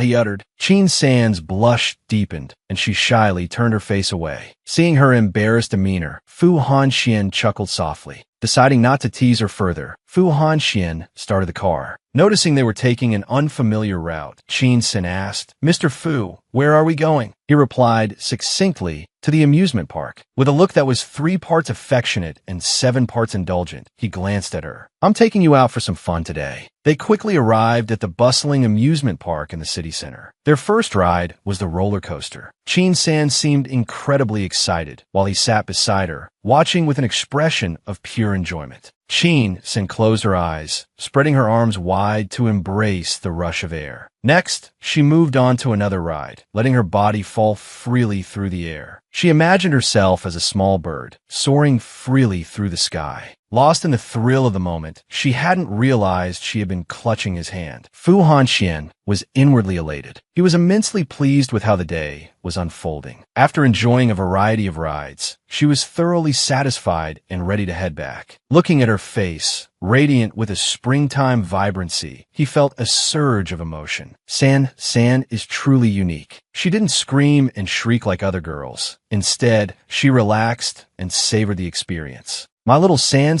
is truly special." He paused to gently wipe the beads of sweat from her forehead. "How about it?" he asked indulgently. "Want to go on another ride?" She didn't hesitate. "Of course," she replied, thinking to herself, "Only when I'm on these thrilling rides do I truly feel free. I don't have to worry about my past memories." Seeing her eager expression, he couldn't bring himself to refuse. "All right, one last ride, and then we'll go home." Chin San's choice for their final adventure, the haunted house. In front of the haunted house stood a young couple. The girl was clinging to her boyfriend, sobbing uncontrollably. "I don't want to go in. It's too scary." The boy tried to comfort her. There, it's all right, baby." Observing the girl's fear, Fu Hanxian looked curiously at Chin San, thinking, surely San will be scared this time. He thought for a moment, then firmly grasped her hand, as if to give her courage against her fear. Startled by his sudden grip, she looked at him with confusion in her eyes. "Fu Hanxian," she asked, "what's wrong?" He intertwined his long fingers with hers, his voice a low murmur in the darkness. "Hold my hand so you don't get lost." Understanding dawned on her, and she didn't resist. "Okay," she agreed softly. And so, hand in hand, they stepped into the haunted house. Ahead of them, another couple was also making their way through the attraction. On the left wall, countless lifelike faces stared unblinkingly at the 4 of them. Eerie wails echoed through the pitch-black corridor. "Help me. It's you. You kill me. I will come back for you. You're all going to die. Pay with your lives. Wah. I want to get out. Someone get me out of here." The couple in front trembled. The young man didn't even dare open his eyes. "Oh my God, this is terrifying," he whimpered. Suddenly, a staff member in costume, with glowing red eyes and long, sharp fingernails, lunged towards them. The girl in the pink dress shrieked and clung to her boyfriend. Fu Hanxian quickly pulled Chin San back. Seeing the girl's terror, a flicker of anticipation crossed his mind. This time, he thought, San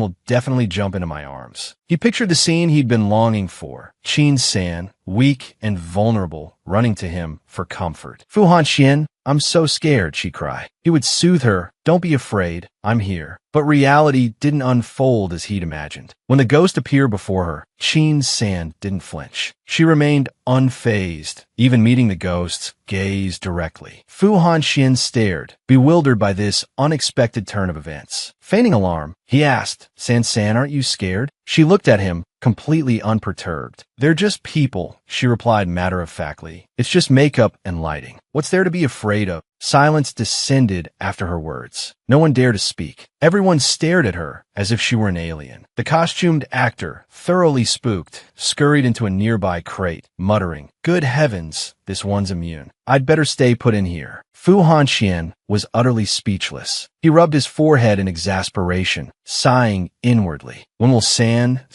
ever understand my feelings?" Noticing the late hour, he asked with concern, "Are you hungry?" "A little," she admitted. "All right, let me take you to dinner then." After their meal, attentive to her every feeling. He inquired, "Did you enjoy the food?" Qin-san, not a picky eater, replied cheerfully, "It was delicious, thank you, Fu Han-xian." The sight of them walking hand in hand was witnessed by one of Qin-san's classmates. Burning with jealousy, the classmate thought, "Is Fu Han-xian really Qin-san's brother?" Judging by their behavior, they look more like lovers. They even went into a hotel together. Only a fool would believe there's nothing going on between them. Consumed by envy, she quickly snapped a photo of the pair. Consumed by envy, she wondered why, despite both hailing from the countryside, Qin-san could so easily find such a high-quality man, one who even drove a luxurious car. A cunning expression spread across her face as she sneered at the photo on her phone. "I might not be able to deal with Qin-san," she thought, "but that doesn't mean I can't deal with Qin-nu." Acting on her impulse, she quickly sent the photo to Qin-nu, along with a subtly suggestive message. "Nu, I just saw Qin-san leaving a hotel with her brother. If I didn't know they were siblings, I would have thought they were a sweet couple. They really look good together." After sending it, she reveled in the brilliance of her scheme. That idiot Qin-nu will definitely take the bait and deal with Qin-san.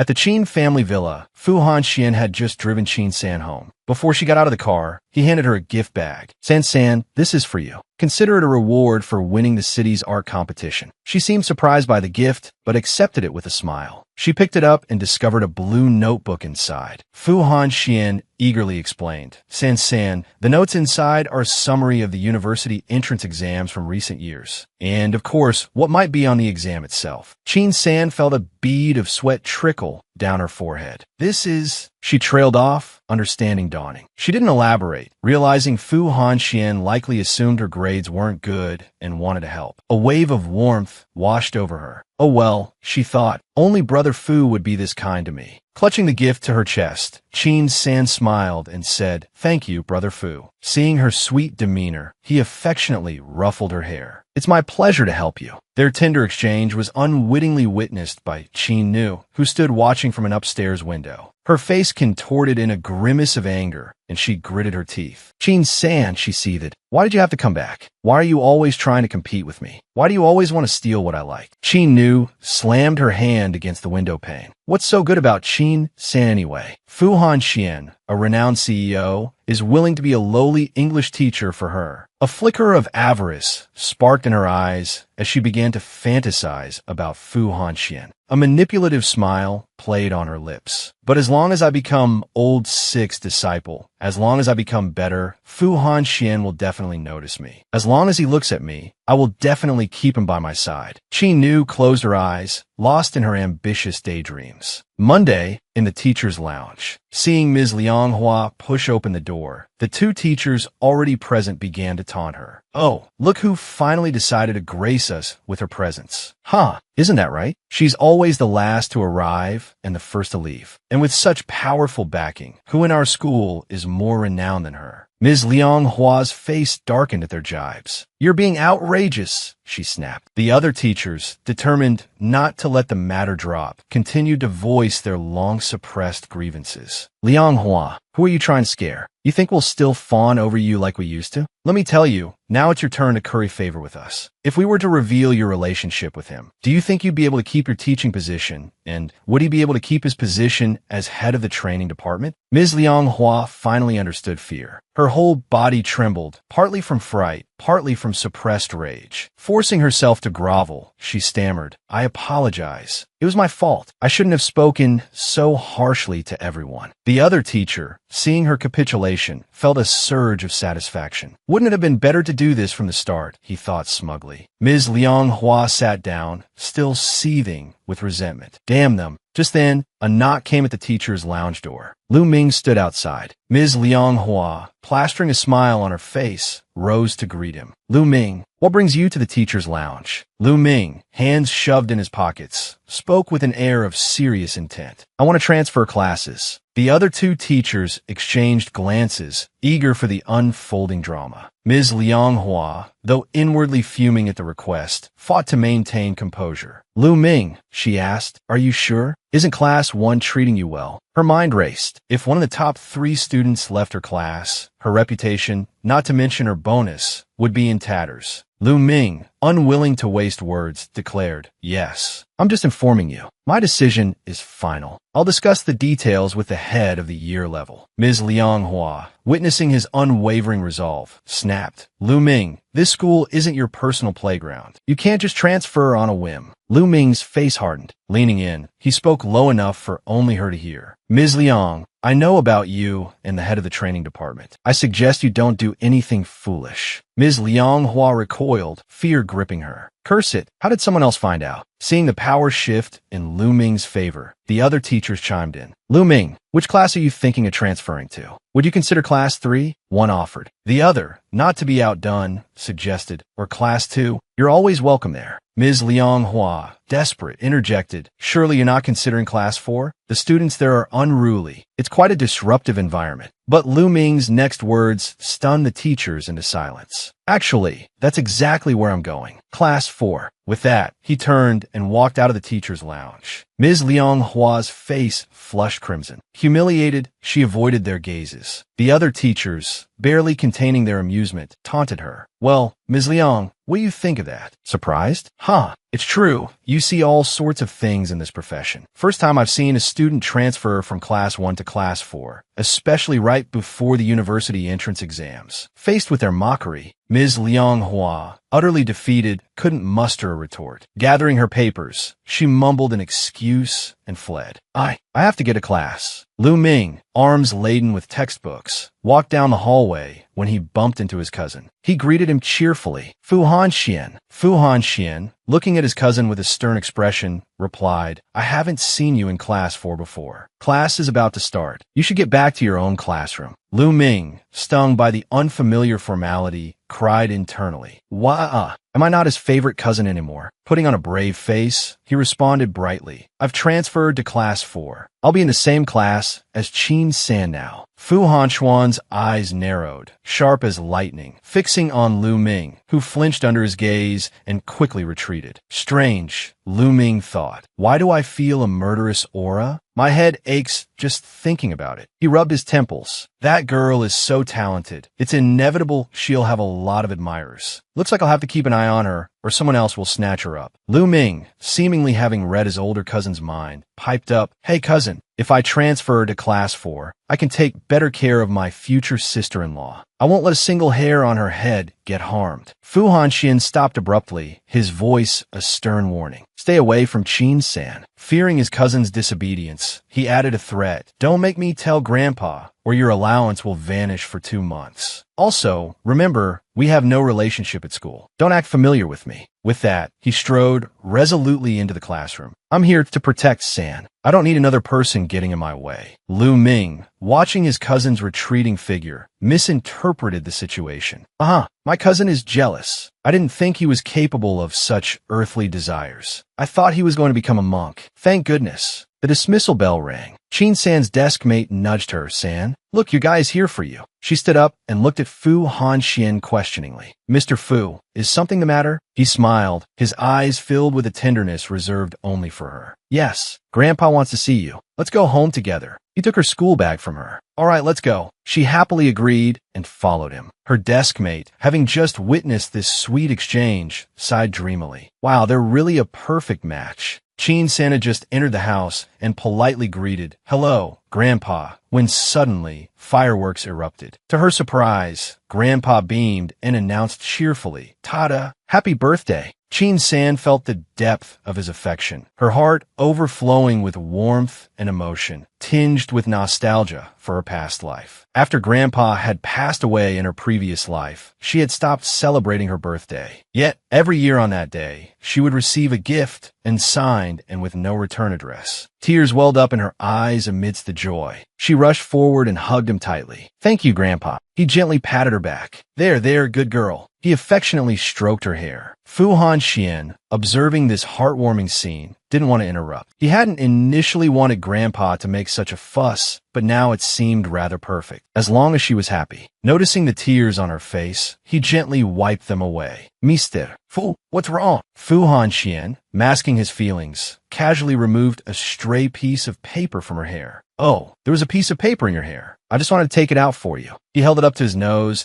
and added a seemingly irrelevant comment.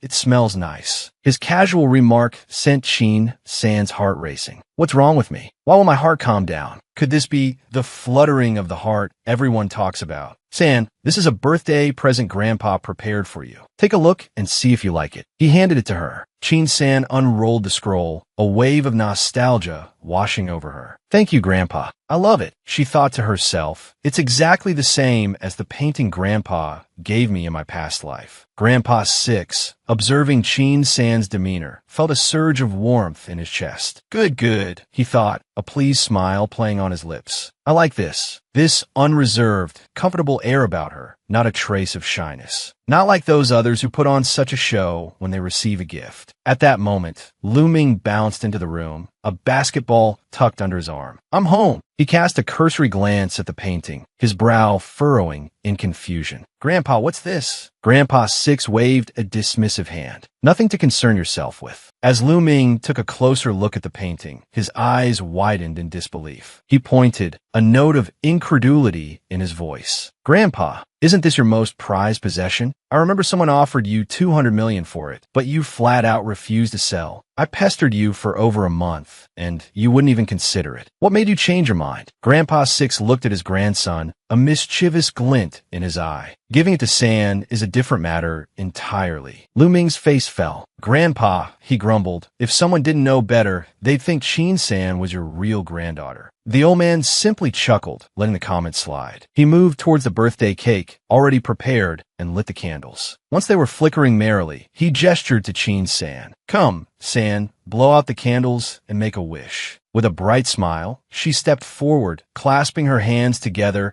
and closing her eyes as she silently made her wish. Fu Hanxian, watching from the side, added, May all of San's wishes come true. Grandpa 6 handed her a cake knife. All right, San, let's cut the cake. Fu Hanxian surveyed the towering, multi-tiered confection, a hint of amusement in his eyes. It's going to take at least 20 minutes to get through this behemoth. He cast a playful glare at his grandfather, thinking, poor San, this is going to be a workout. Concerned that she might tire, he stepped closer. Here, let me do it. Grandpa 6, observing their easy interaction, felt a swell of satisfaction. Ah, he thought, this young man is showing some real promise. Still, he mused, San deserves to be pampered and treated like the little princess she is. Lu Ming, ever eager to participate, bounded over, wanting to help cut the cake as well, earning a subtle frown from Fu Hanxian. Fu Hanxian, thoroughly enjoying the opportunity to dote on Qin San, gently reached out and wiped a stray smear of icing from her lip. The birthday celebration continued, bathed in the warm, convivial atmosphere shared between the four of them. After saying their goodbyes to Grandpa 6, Fu Hanxian escorted Qin San to his car. With a thoughtful gesture, he produced a gift he had prepared earlier. Happy birthday, San. Inside the velvet-lined box was a sleek, modern watch, the latest model. I chose this especially for you. See if you like it. As she admired the watch, she noticed its striking resemblance to the one he wore on his wrist. Oh, she remarked, Mr. Fu, your watch looks just like this one. A flicker of nervousness crossed his features. Yes, he replied simply, his thoughts racing. I wanted to wear matching watches with her. I hope she doesn't mind.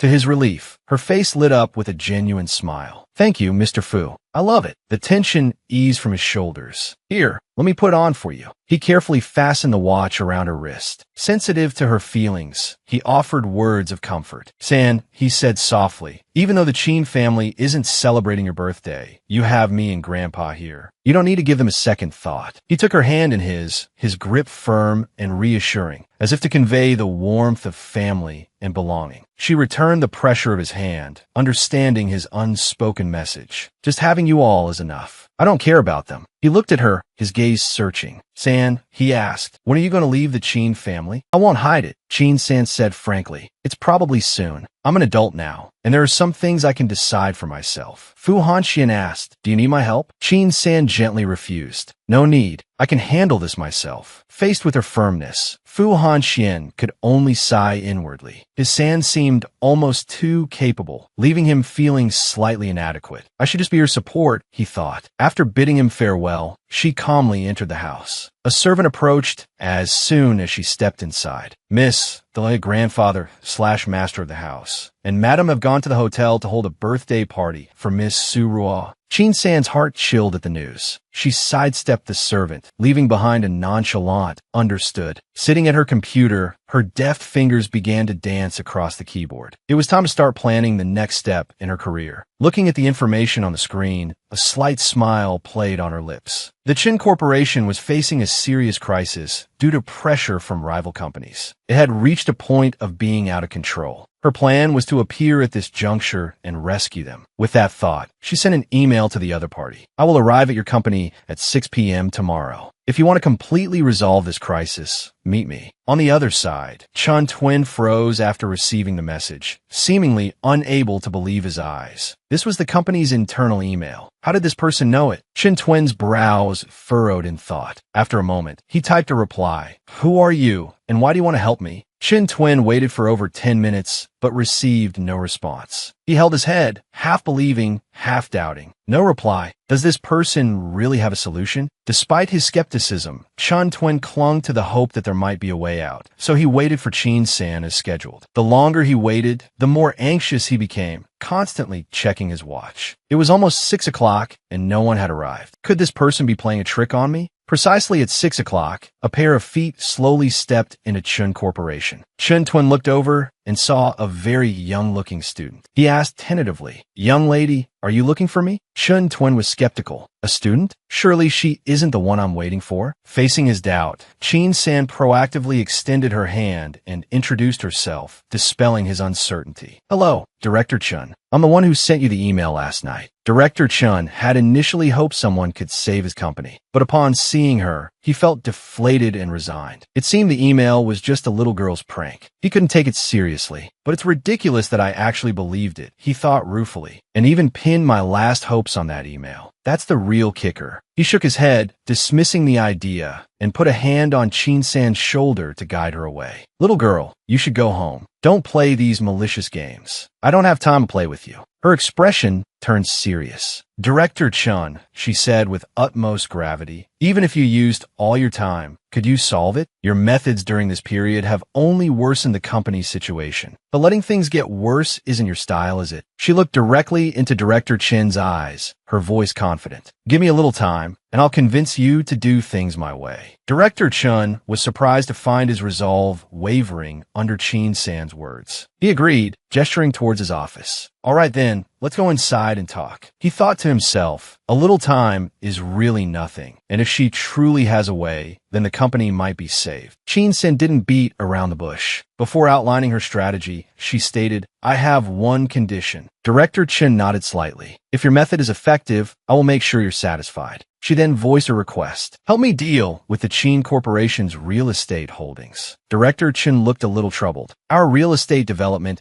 at Chin Corporation is still limited. We haven't focused on it as much as Chin Corporation. I'm afraid we're far behind them. Chin-san leaned back in her chair, her voice brimming with the confidence of a victor. Don't worry, I'll give you the opportunity to develop Chin Corporation's real estate. And of course, this time, your real estate sector will surpass Chin Corporation's. Director Chin couldn't quite believe it. He kept the next thought to himself, a wry chuckle echoing internally. Surpassing the Chin family to become the leader in real estate in such a short time? That's simply preposterous. Knowing he wasn't entirely convinced, Chin-san handed him a stack of documents. Director Chun, please take a look at my plan. Director Chun had barely glanced at the first page when a spark seemed to ignite in his eyes. He proceeded to read meticulously, not missing a single word. 10 minutes later, he finally finished. Did you really write this all by yourself? He asked, filled with admiration. The logic is clear. The idea is concise, yet comprehensive. If I hadn't been in this industry for 35 years, I certainly wouldn't be able to write such an outstanding report. How old is this young lady to have achieved something so incredible? Chin-san smiled faintly. It doesn't matter who wrote it, Director Chun, as long as it works. Didn't I say so? If you agree, please sign. I'll provide you with 90 million in capital. Hearing this staggering figure, Director Chun didn't hesitate to sign the contract. Sign? Of course, I'll sign. With the first step of her plan complete, Chin San didn't show any arrogance. She maintained her calm composure. Then, happy cooperation. Before leaving, she offered a thoughtful reminder. Oh, and one more thing. Your company's firewall is rather weak. I suspect one of the reasons your company is facing this crisis is due to internal data theft, but I can help you reinforce it, ensuring no hacker in the world can penetrate it. She paused for a few seconds before continuing. Of course, not even I could. Director Chun, a man of experience, immediately asked, "What are your conditions?" Chin San was clearly at ease cooperating with someone as astute as him. "I want 10 million. Of course, I can wait until you've overcome this crisis before you pay." "All right," he agreed. "If it's truly as you say, I agree." Chin San didn't linger. After a brief farewell, she promptly left. Director Chen opened the report again, unable to contain his excitement. "This report is brilliant. The company is truly saved." He quickly grabbed his phone and called his subordinate to delegate the task. From today onwards, the Public Relations Department will initiate self-destruction mode. We'll reveal everything, both our successes and our failures. The more severe, the better. The subordinate, receiving the order, asked incredulously, "Chairman, are you sure about this?" She wondered if her boss had lost his mind. Director Chan affirmed resolutely, "Just do as I say." The subordinate didn't dare question him further.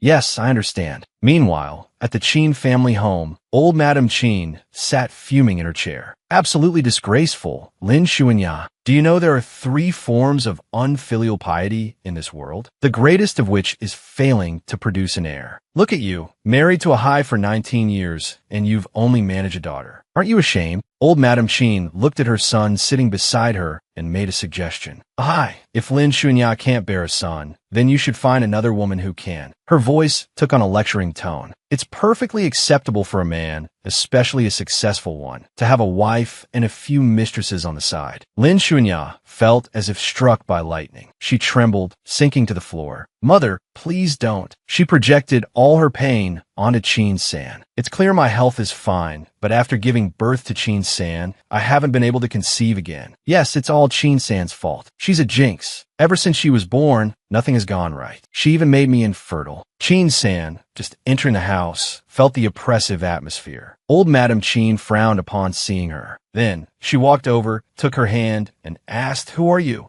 Lin Xuanya quickly spoke up. "Mother, she's my daughter." Old Madam Chin's face darkened. She looked at her, questioning, "Your daughter? Isn't your daughter Chin Surua?" Chin Hai stammered, "Mother, it's like this." He then began to explain the situation to his mother. A moment later, the story was told. Old Madam Chin was not pleased. "So, you two are keeping an adopted child in the house?" Chin Hai could only reply, "Yes, mother. We've raised her all for over 10 years, so we have feelings for her." Old Madam Chin was exasperated by her son's sentimentality. She fixed a cold gaze on Chin Surua. "And you? Shouldn't you know to leave the Chin family on your own accord?" Chin Surua hadn't expected such hostility from old Madam Chin. She didn't know how to respond. Surua, scheming internally, thought, "Father listens to Grandma. If I say I'll leave willingly now, I'll definitely be thrown out for sure." So, she remained silent. Old Madam Chin, a woman of experience, saw right through her. "Chin Surua, you can't bear to part with the comfortable life at the Chin family, can you?" Surua looked pleadingly at Lin Xuanya. "Mother, I didn't." Lin Xuanya rushed to her side, her heart aching for her adopted daughter. "Mother, Ruo is her daughter. If she doesn't stay with the Chin family, where will she go? Besides, the fortune teller said she has the destiny of a phoenix. It's because of Ruo that our Chin family has been so prosperous these past years." She then glared at her biological daughter. "I think Chin San is the unlucky one. Ever since she returned, our Chin family's real estate ventures have constantly faced problems. 19 years ago, I couldn't give birth to a son, and it must have been because of Chin San." Chin San, hearing these words from her own mother's mouth, could only offer a cold, hollow laugh. Her explanation infuriated old Madam Chin. "Silence," she roared. "What era are we living in that you still spout such superstitious nonsense? Pushing all the blame onto a young girl, and your own daughter at that. Lin Xuanya, have you no shame? And then you dare to say it's her fault you haven't produced a son? I scoff at you. Couldn't you come up with a better excuse? Do you take me for a fool?" Chin San was surprised to find someone in this house who spoke reason. Her opinion of the old woman rose slightly. "This grandmother unexpectedly has some sense," she thought. She turned to lecture her son, Chin Hai. Let me tell you, son, you must be clear about the Qin family bloodline. We absolutely cannot allow an outsider to infiltrate it. She looked at Qin Suo and began to speak pointedly. Some people shouldn't overreach. They should know their place. Qin Suo, the green tea, felt a prickle of unease. Yes, grandmother, she murmured, inwardly cursing the old woman. Why doesn't this old bat just kick the bucket already? Across from her, Qin San, having heard the whole exchange, folded her arms and fell into deep thought. No wonder Lin Xuanya and Qin Hai dote on Qin Suo so much. It turns out they believe she possesses the destiny of a phoenix and will bring benefits to the Qin family. Qin San's eyes turned icy as she looked at Qin Suo. Even if Qin Suo does have the destiny of a phoenix, in this life, I will change her fate. Old Madam Qin suddenly remembered something else. Oh, right, hi. Your younger brother encountered difficulties with his company a while back and resigned. You're his older brother. You can't just watch him sit at home worrying about work all day. A sense of foreboding washed over Lin Xuanya. She clenched her fists in a panic, thinking, he absolutely cannot agree. If he does, Qin Wei will throw the entire company into chaos. But what she feared most came to pass. Qin Hai stood up, puffed out his chest, and declared, Mother, don't worry. I'll arrange for my younger brother to work at the company immediately. Old Madam Qin nodded in satisfaction and continued, and another thing. Your younger brother still doesn't have a place to live in the city, so I'm planning to go and stay with him. You can't just rent him a place outside, can you? Lin Xuanya, burning with anxiety, couldn't stay silent any longer. Isn't there a dormitory at the company? I can arrange a room for them in a large dormitory, and they can stay there. She thought to herself, I absolutely cannot let Qin Wei take any more. Lin Xuanya's words enraged old Madam Qin, her face turning purple. You want an old woman like me to cram into a tiny dormitory? Lin Xuanya, what are you scheming? You're holding a grudge against me and trying to make things difficult for me, aren't you? Seeing his mother's fury, Qin Hai rushed to comfort her. Mother, don't be angry. I'll buy a villa for my younger brother and his family. The property deed will be in both your names. Having achieved her goal, old Madam Qin looked triumphantly at Lin Xuanya and said pointedly, well, you're a filial son. It's getting late. I'm going to rest. You should get some rest too. Qin San watched their infighting with a cold smile. It seems this house is about to be turned upside down. Ha! Back in her bedroom, Lin Xuanya angrily questioned her husband. Hi, why did you agree to give a villa to your good-for-nothing younger brother? Do you know that villa is worth tens of millions? Qin Hai, hearing his wife Lin Xuanya's grumbling, grew irritated. It's just a villa at home. I can earn that back in a few months. Why are you making such a fuss? Lin Xuanya remained indignant. But why should we give him the money? Qin Hai seemed to have lost his patience. Remember, he's my younger brother. A few tens of millions isn't anything. It's just a little help. Lin Xuanya's voice rose. A few tens of millions. You try giving me a few tens of millions and see how you feel. Her anger simmered. Qin Hai, my parents didn't approve of our marriage, but you promised me a good life, so I married you. If I'd known it would be like this, I would have listened to them and found a young, talented man to marry. Qin Hai, feeling belittled, tossed his phone aside and retorted, his voice equally loud. Lin Xuanya, if you keep making such unreasonable trouble, we'll get a divorce. Lin Xuanya ground her teeth in fury. Qin Hai, no longer wanted to stay in the room, stood up and walked away. Lin Xuanya, pointing after him, yelled, You ungrateful wretch. If it weren't for me threatening to break off the engagement and squeezing the last of my family's money out of them, would you be living so well now? She rushed over and grabbed his arm, continuing her tirade. Now that you're rich, you've forgotten all I've done for you, haven't you? Qin Hai, is there another woman out there? Is there, huh? Qin Hai felt utter disgust for this shrewish woman. If it hadn't been for the Lin family's money, he wouldn't have bothered pursuing her in the first place. With that thought, he shoved her arm away forcefully. Lin Xuanya, don't think I wouldn't dare divorce you. Lin Xuanya, losing her balance, fell to the floor. She covered her face and sobbed. Why has it come to this? Qin Suo, hearing the commotion, seized the opportunity to enter the room and comfort her mother. Mom, don't worry. The math competition is coming up. I'll definitely get a good result. Then you and Dad will be happy, and our family will be harmonious again. Lin Xuanya, still weeping, said, It's true. Only you understand my heart. So, a few days later at school, Qin Suo anxiously awaited the list of participants for the math competition. She thought to herself, there are 2 spots for our class. Besides Tu Yidu, there's one more. Lu Ming and I tied in the last test, but he's in the 4th grade, so it's likely to be me. But teacher Teacher Liang Hua's next words sent her crashing back to earth. This time, our class only has one participant. It's class president Tua Yu.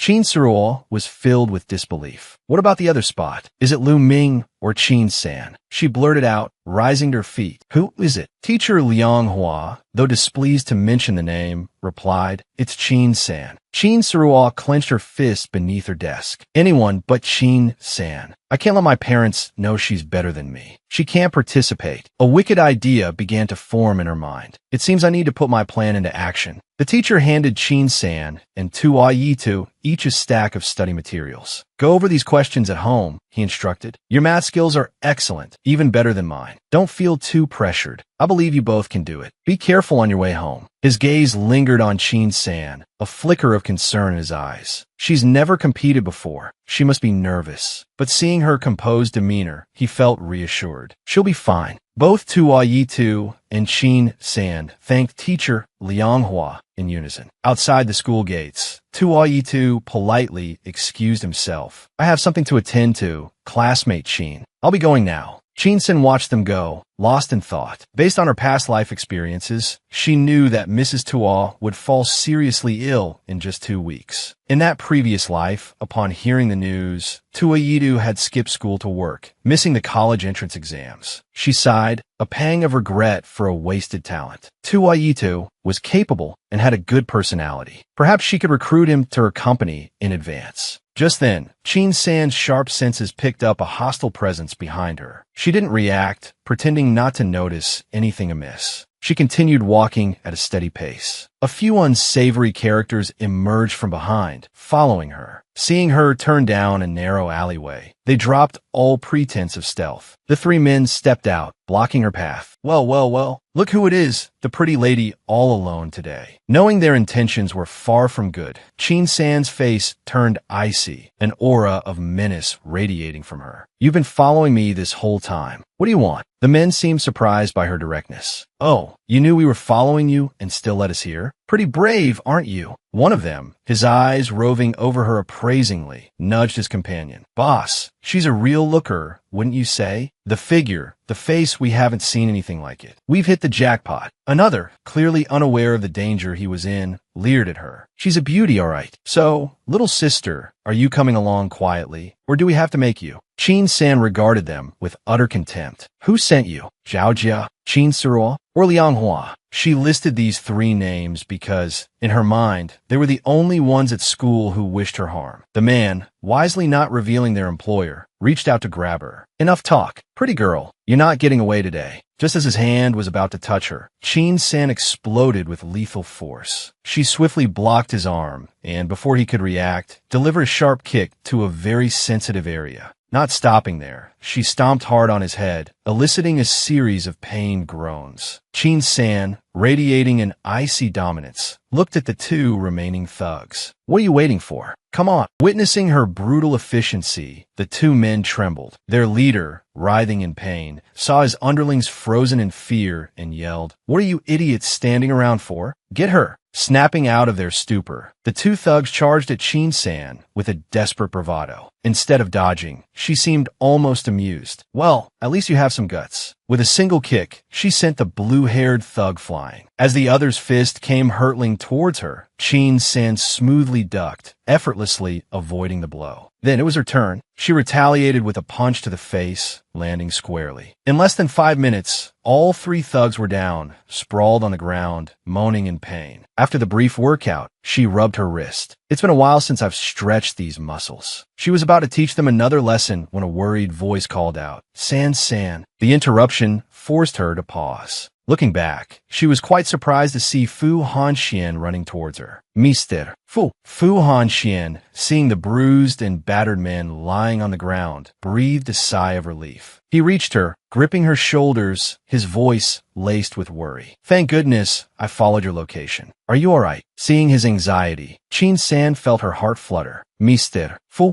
I'm fine. He couldn't help but pull her into a tight embrace. San, thank goodness you're okay. Held so close, Qin San blushed, acutely aware of the rapid beat of his heart against her. Does he care for me this much? Without hesitation, she wrapped her arms around him in return. The air around them crackled with a sweetness neither had anticipated. Fu Hanchuan's assistants and bodyguards, arriving on the scene, witnessed the embrace and blushed themselves, stammering out a greeting. See, the interruption shattered the tender moment, and Fu Hanxian, radiating a chilling aura, turned a sharp glare on his employees. The startled group quickly averted their gazes.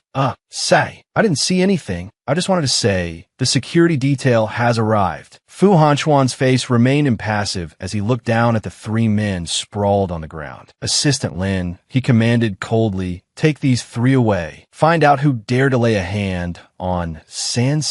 Visibly shaken by the incident, Fu Hanxian turned back to Qin San, his voice filled with concern. San, please don't do anything so dangerous again. Call me if anything happens, understand? Looking into his eyes, seeing the genuine worry reflected there, Qin San felt a warmth spread through her. I understand, she replied, her voice soft with emotion. Suddenly, a strange sound reached their ears. Instantly on alert, they moved cautiously towards a nearby wall, concealing themselves. Just as they disappeared from view, teacher Liang Hua appeared, leading a group of students. Looking at the empty alleyway, she spoke aloud. Where are they? I receive a message saying Qin San was cornered here by those thugs, she thought, frowning. Her gaze fell upon a pool of blood not far away. That must be Qin San's blood. I've dreamt of something happening to her. I can't believe it actually worked. A cruel smile spread across her face. As if to confirm her suspicions, she addressed the students behind her. Go find Qin San, dead or alive. I want her found. Overhearing these words, Qin San's brow furrowed, her dislike for teacher Liang Hua intensifying. Once the coast was clear, she and Fu Hanxian emerged from their hiding place and headed towards his car. Inside the car, his hand remained clasped tightly around hers. San, leave the investigation of this incident to me. She didn't refuse, but offered a reminder. Mr. Fu, focus on the Zhao family and Liang Hua. If Qin Suruo is involved, leave her to me. Her mood darkened. Qin Suruo and I have been enemies for 2 lifetimes. I will not show her any mercy. She swore to herself. She loves to bask in the admiration of others. I'll make sure she falls from the highest height. Meanwhile, at the Qin family home, Qin Suruo, wiping down the tables and chairs, smirked to herself, thinking that those lowlifes had surely succeeded by now. Hee, she thought, relishing the image of tomorrow morning at school. There's bound to be a ton of students gossiping about Qin San's ruined reputation. Just then, the doorbell rang. Old Mrs. Qin, seeing Qin Suruo hadn't reacted, scowled. What are you standing there gawking at? Do you expect this old woman to get up and answer the door myself? Get going and open it. Grumbling under her breath as she went, Qin Suruo muttered, damn old hag. What time is it? Who will be coming now? Throwing open the door, she saw the person standing there and recoiled with a startled cry.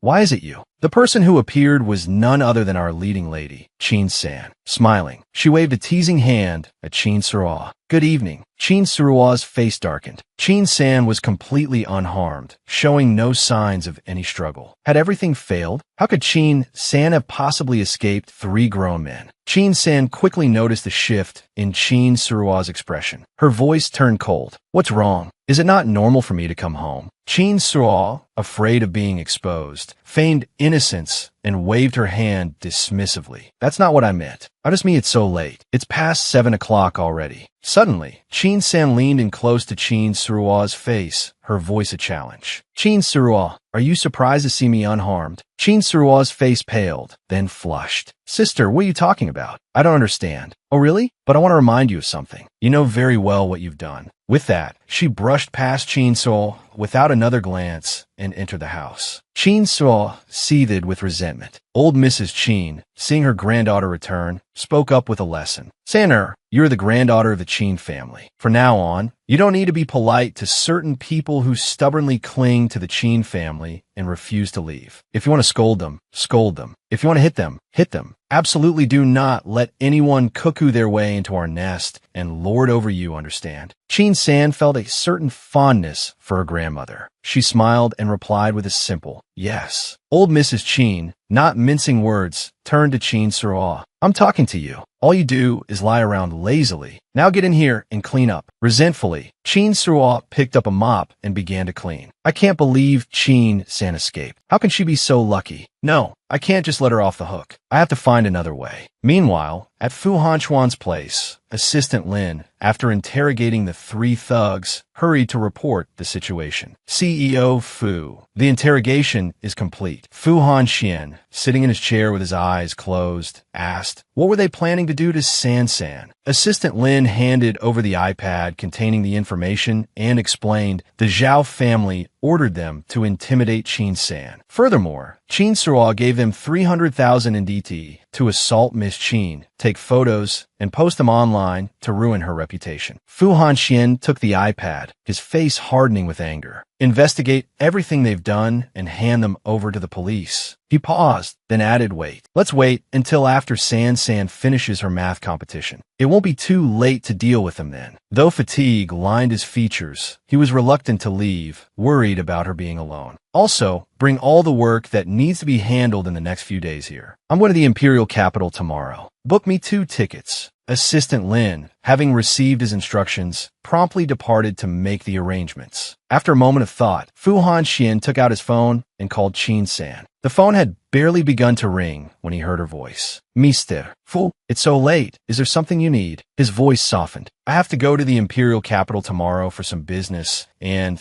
it just so happens you have your competition coming up. I was wondering if you'd like to come with me. Qin San's voice brightened. Really? I'd love to go with you, Mr. Fu. She added, oh, and I've already spoken to the principal. Could I stay with you for the next few days? You could take me to the competition venue. She hadn't expected such an offer, and a blush warmed her cheeks as she mumbled, live with you, Mr. Fu. The next day, they boarded the plane together, headed for the math competition. As he fastened her seatbelt, Qin San asked, Mr. Fu, is it all right for you to come to the Imperial Capital with me? Her heart fluttered nervously. She was still embarrassed about the whole living together suggestion. Fu Hanxian, not wanting her to overthink it, quickly offered a casual excuse. Well, I happen to have some business in the Imperial Capital anyway, so it works out perfectly for us to be together. He looked at her expectantly. We can stay together, so it's easier to look after each other, right? Hearing the sincerity in his voice, she happily agreed. The plane quickly took off. Qin San gradually drifted off to sleep. He gently reached over and took the magazine from her grasp. Then he let her lean against his shoulder so she could sleep comfortably. Just then, a flight attendant approached and asked, Sir, would you like anything to eat? Fu Hanxian raised a hand to silence her. Just a blanket, please. The flight attendant quickly returned with a blanket as requested. He thoughtfully draped the blanket over her to keep her warm, a gesture both tender and considerate. And so,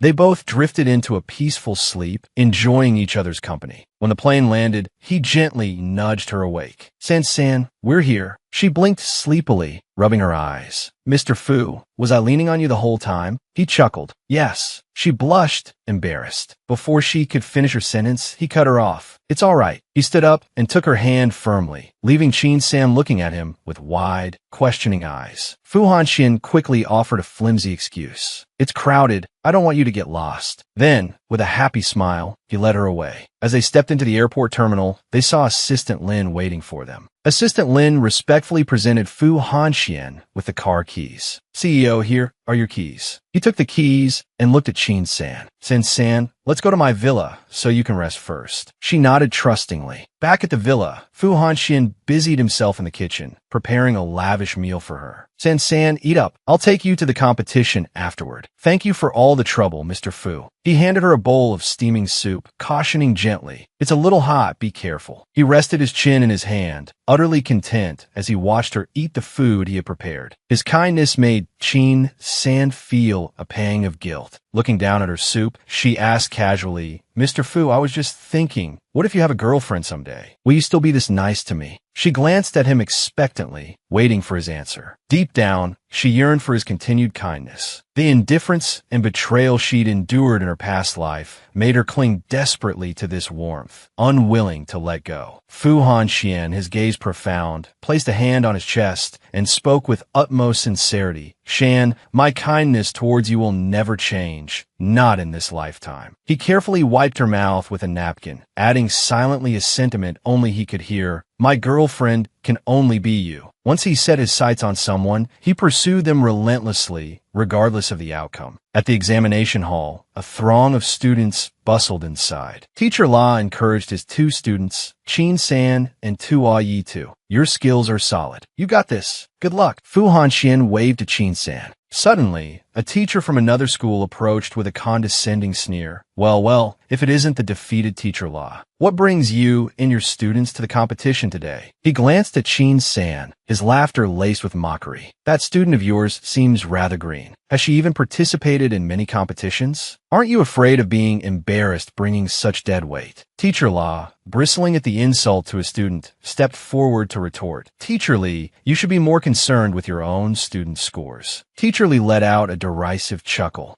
Well, let's see who has the last laugh. As the bell, signaling the start of the exam, rang out, the test papers were distributed. Every student focused intently on their work. Chin San finished in about 30 minutes. She set down her pen and rested her head on the desk, falling asleep. A proctor, passing by, frowned at the sight. In all my years, this is the first time I've seen a student sleeping during an exam. Which school sent this student? Not only does she not know the material, but she also has a terrible attitude. The proctor picked up Chin San's paper, his expression skeptical. She wrote a lot, but it's a complete mess. There's no way she could have finished all the questions in under 30 minutes. But the truth before his eyes was undeniable. After reviewing her paper, the proctor froze, stunned. All correct. How is this possible? He placed the paper back on her desk, his gaze lingering on her with newfound respect. Unless she knew the answers beforehand, she's a true genius. The clock ticked towards 9:50. Chin San stood up, uttering words that sent a ripple of astonishment through the examination hall. Sir, I'm submitting my paper. Ha Manwen, sitting behind her, scoffed. I thought the representative from H City Middle School would be some kind of math prodigy. Turns out she's just a quitter. As Chin San exited the hall, whispers and murmurs erupted, both inside and outside the building. Finishing 40 minutes early? She's either a fool or a genius. The exam was notoriously difficult, even for seasoned mathematicians. Outside, reporters turned their attention towards her. The reporters swarmed Chin San, eager for a statement. Leaving so early, did you finish the exam, or are you giving up? Was it difficult? Online speculation suggested it would be the hardest exam in 15 years. What are your thoughts? Chin San, her eyes shining with confidence, replied, I didn't find it difficult at all. I'm confident I'll take first place. Teacher Lee, the physics instructor, listened with his hands on his hips, his tone dripping with sarcasm. Teacher La, your student is certainly fast. There's still more than 40 minutes left in the exam. Can she possibly finish it? Or did she just give up because she couldn't answer the questions? I wonder if she can even get 20 or 30 points on this test. Teacher La chuckled softly, offering a gentle rebuke. Lee, I advise you not to speak too soon. Don't count your chickens before they hatch. Teacher Lee, not one to back down, retorted, Fine, then I'll wait for the final results. I believe Ha Manwen from our school will definitely take first place. Just you wait and see. The results of the competition were released that afternoon. And, of course, the person at the top of the list was none other than Chin San. She had achieved a perfect score of 100, securing first place.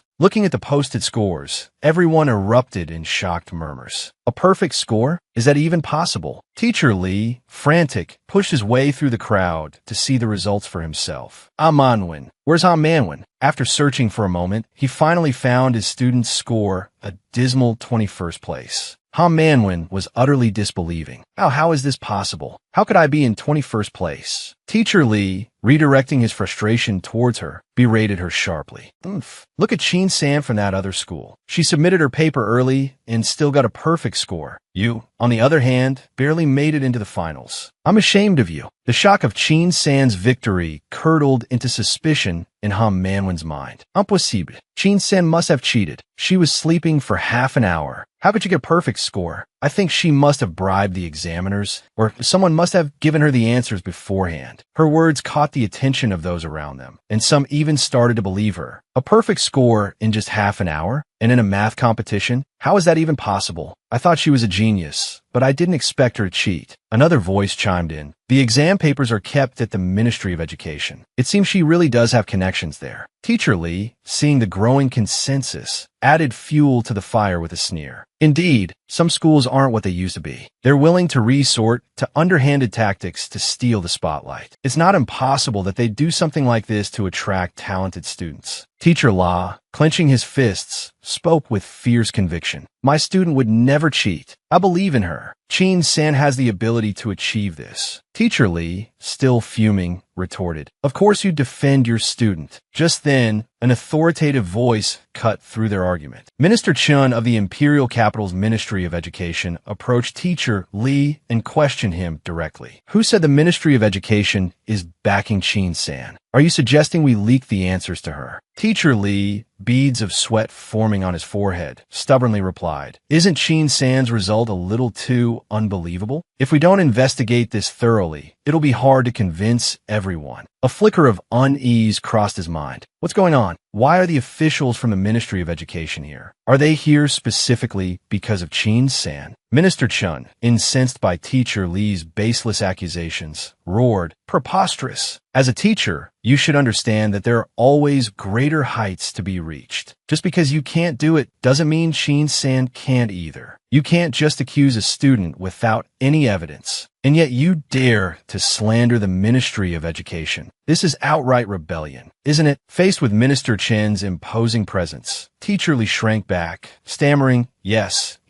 He then shifted the blame onto his student, shoving Han Manwen forward. Apologized to Teacher La quickly. Your studies aren't good enough, and you still slander others. Chin San isn't someone you can provoke. Although Han Manwen felt a grudging respect, she could only lower her head. Teacher La, I'm sore. She didn't get any further before Teacher La cut her off. If you want to apologize to Chin San. Minister Chen walked over and patted Teacher La's shoulder in commendation. Chin San and Tu Yitu are excellent students at your school. Make sure to nurture them well. Teacher La beamed, unable to contain his smile. Later, while at Fu Hanchuan's villa, Chin San received a text message from Teacher La. Chin San, congratulations on achieving a perfect score on this morning's exam. She excitedly shared the news with Fu Hanxian. Mr. Fu, I got a perfect score. He stroked her hair, a smile playing on his lips. That's wonderful, Chin San. Noticing his hand lingering on her head, Chin San blushed crimson. She stammered shyly, Mr. Fu, your hand. Lost in the blissful moment, Fu Hanxian suddenly came to his senses and withdrew his hand. Quickly changing the subject, he asked, Chin San, would you like to move out of the Chin family home and find a new place to live? She answered honestly, not really, not yet. He leaned closer, his voice soft. Chin San, my place is very quiet. You could move in any time. His unexpected offer surprised her, her eyes widening. Move in with you?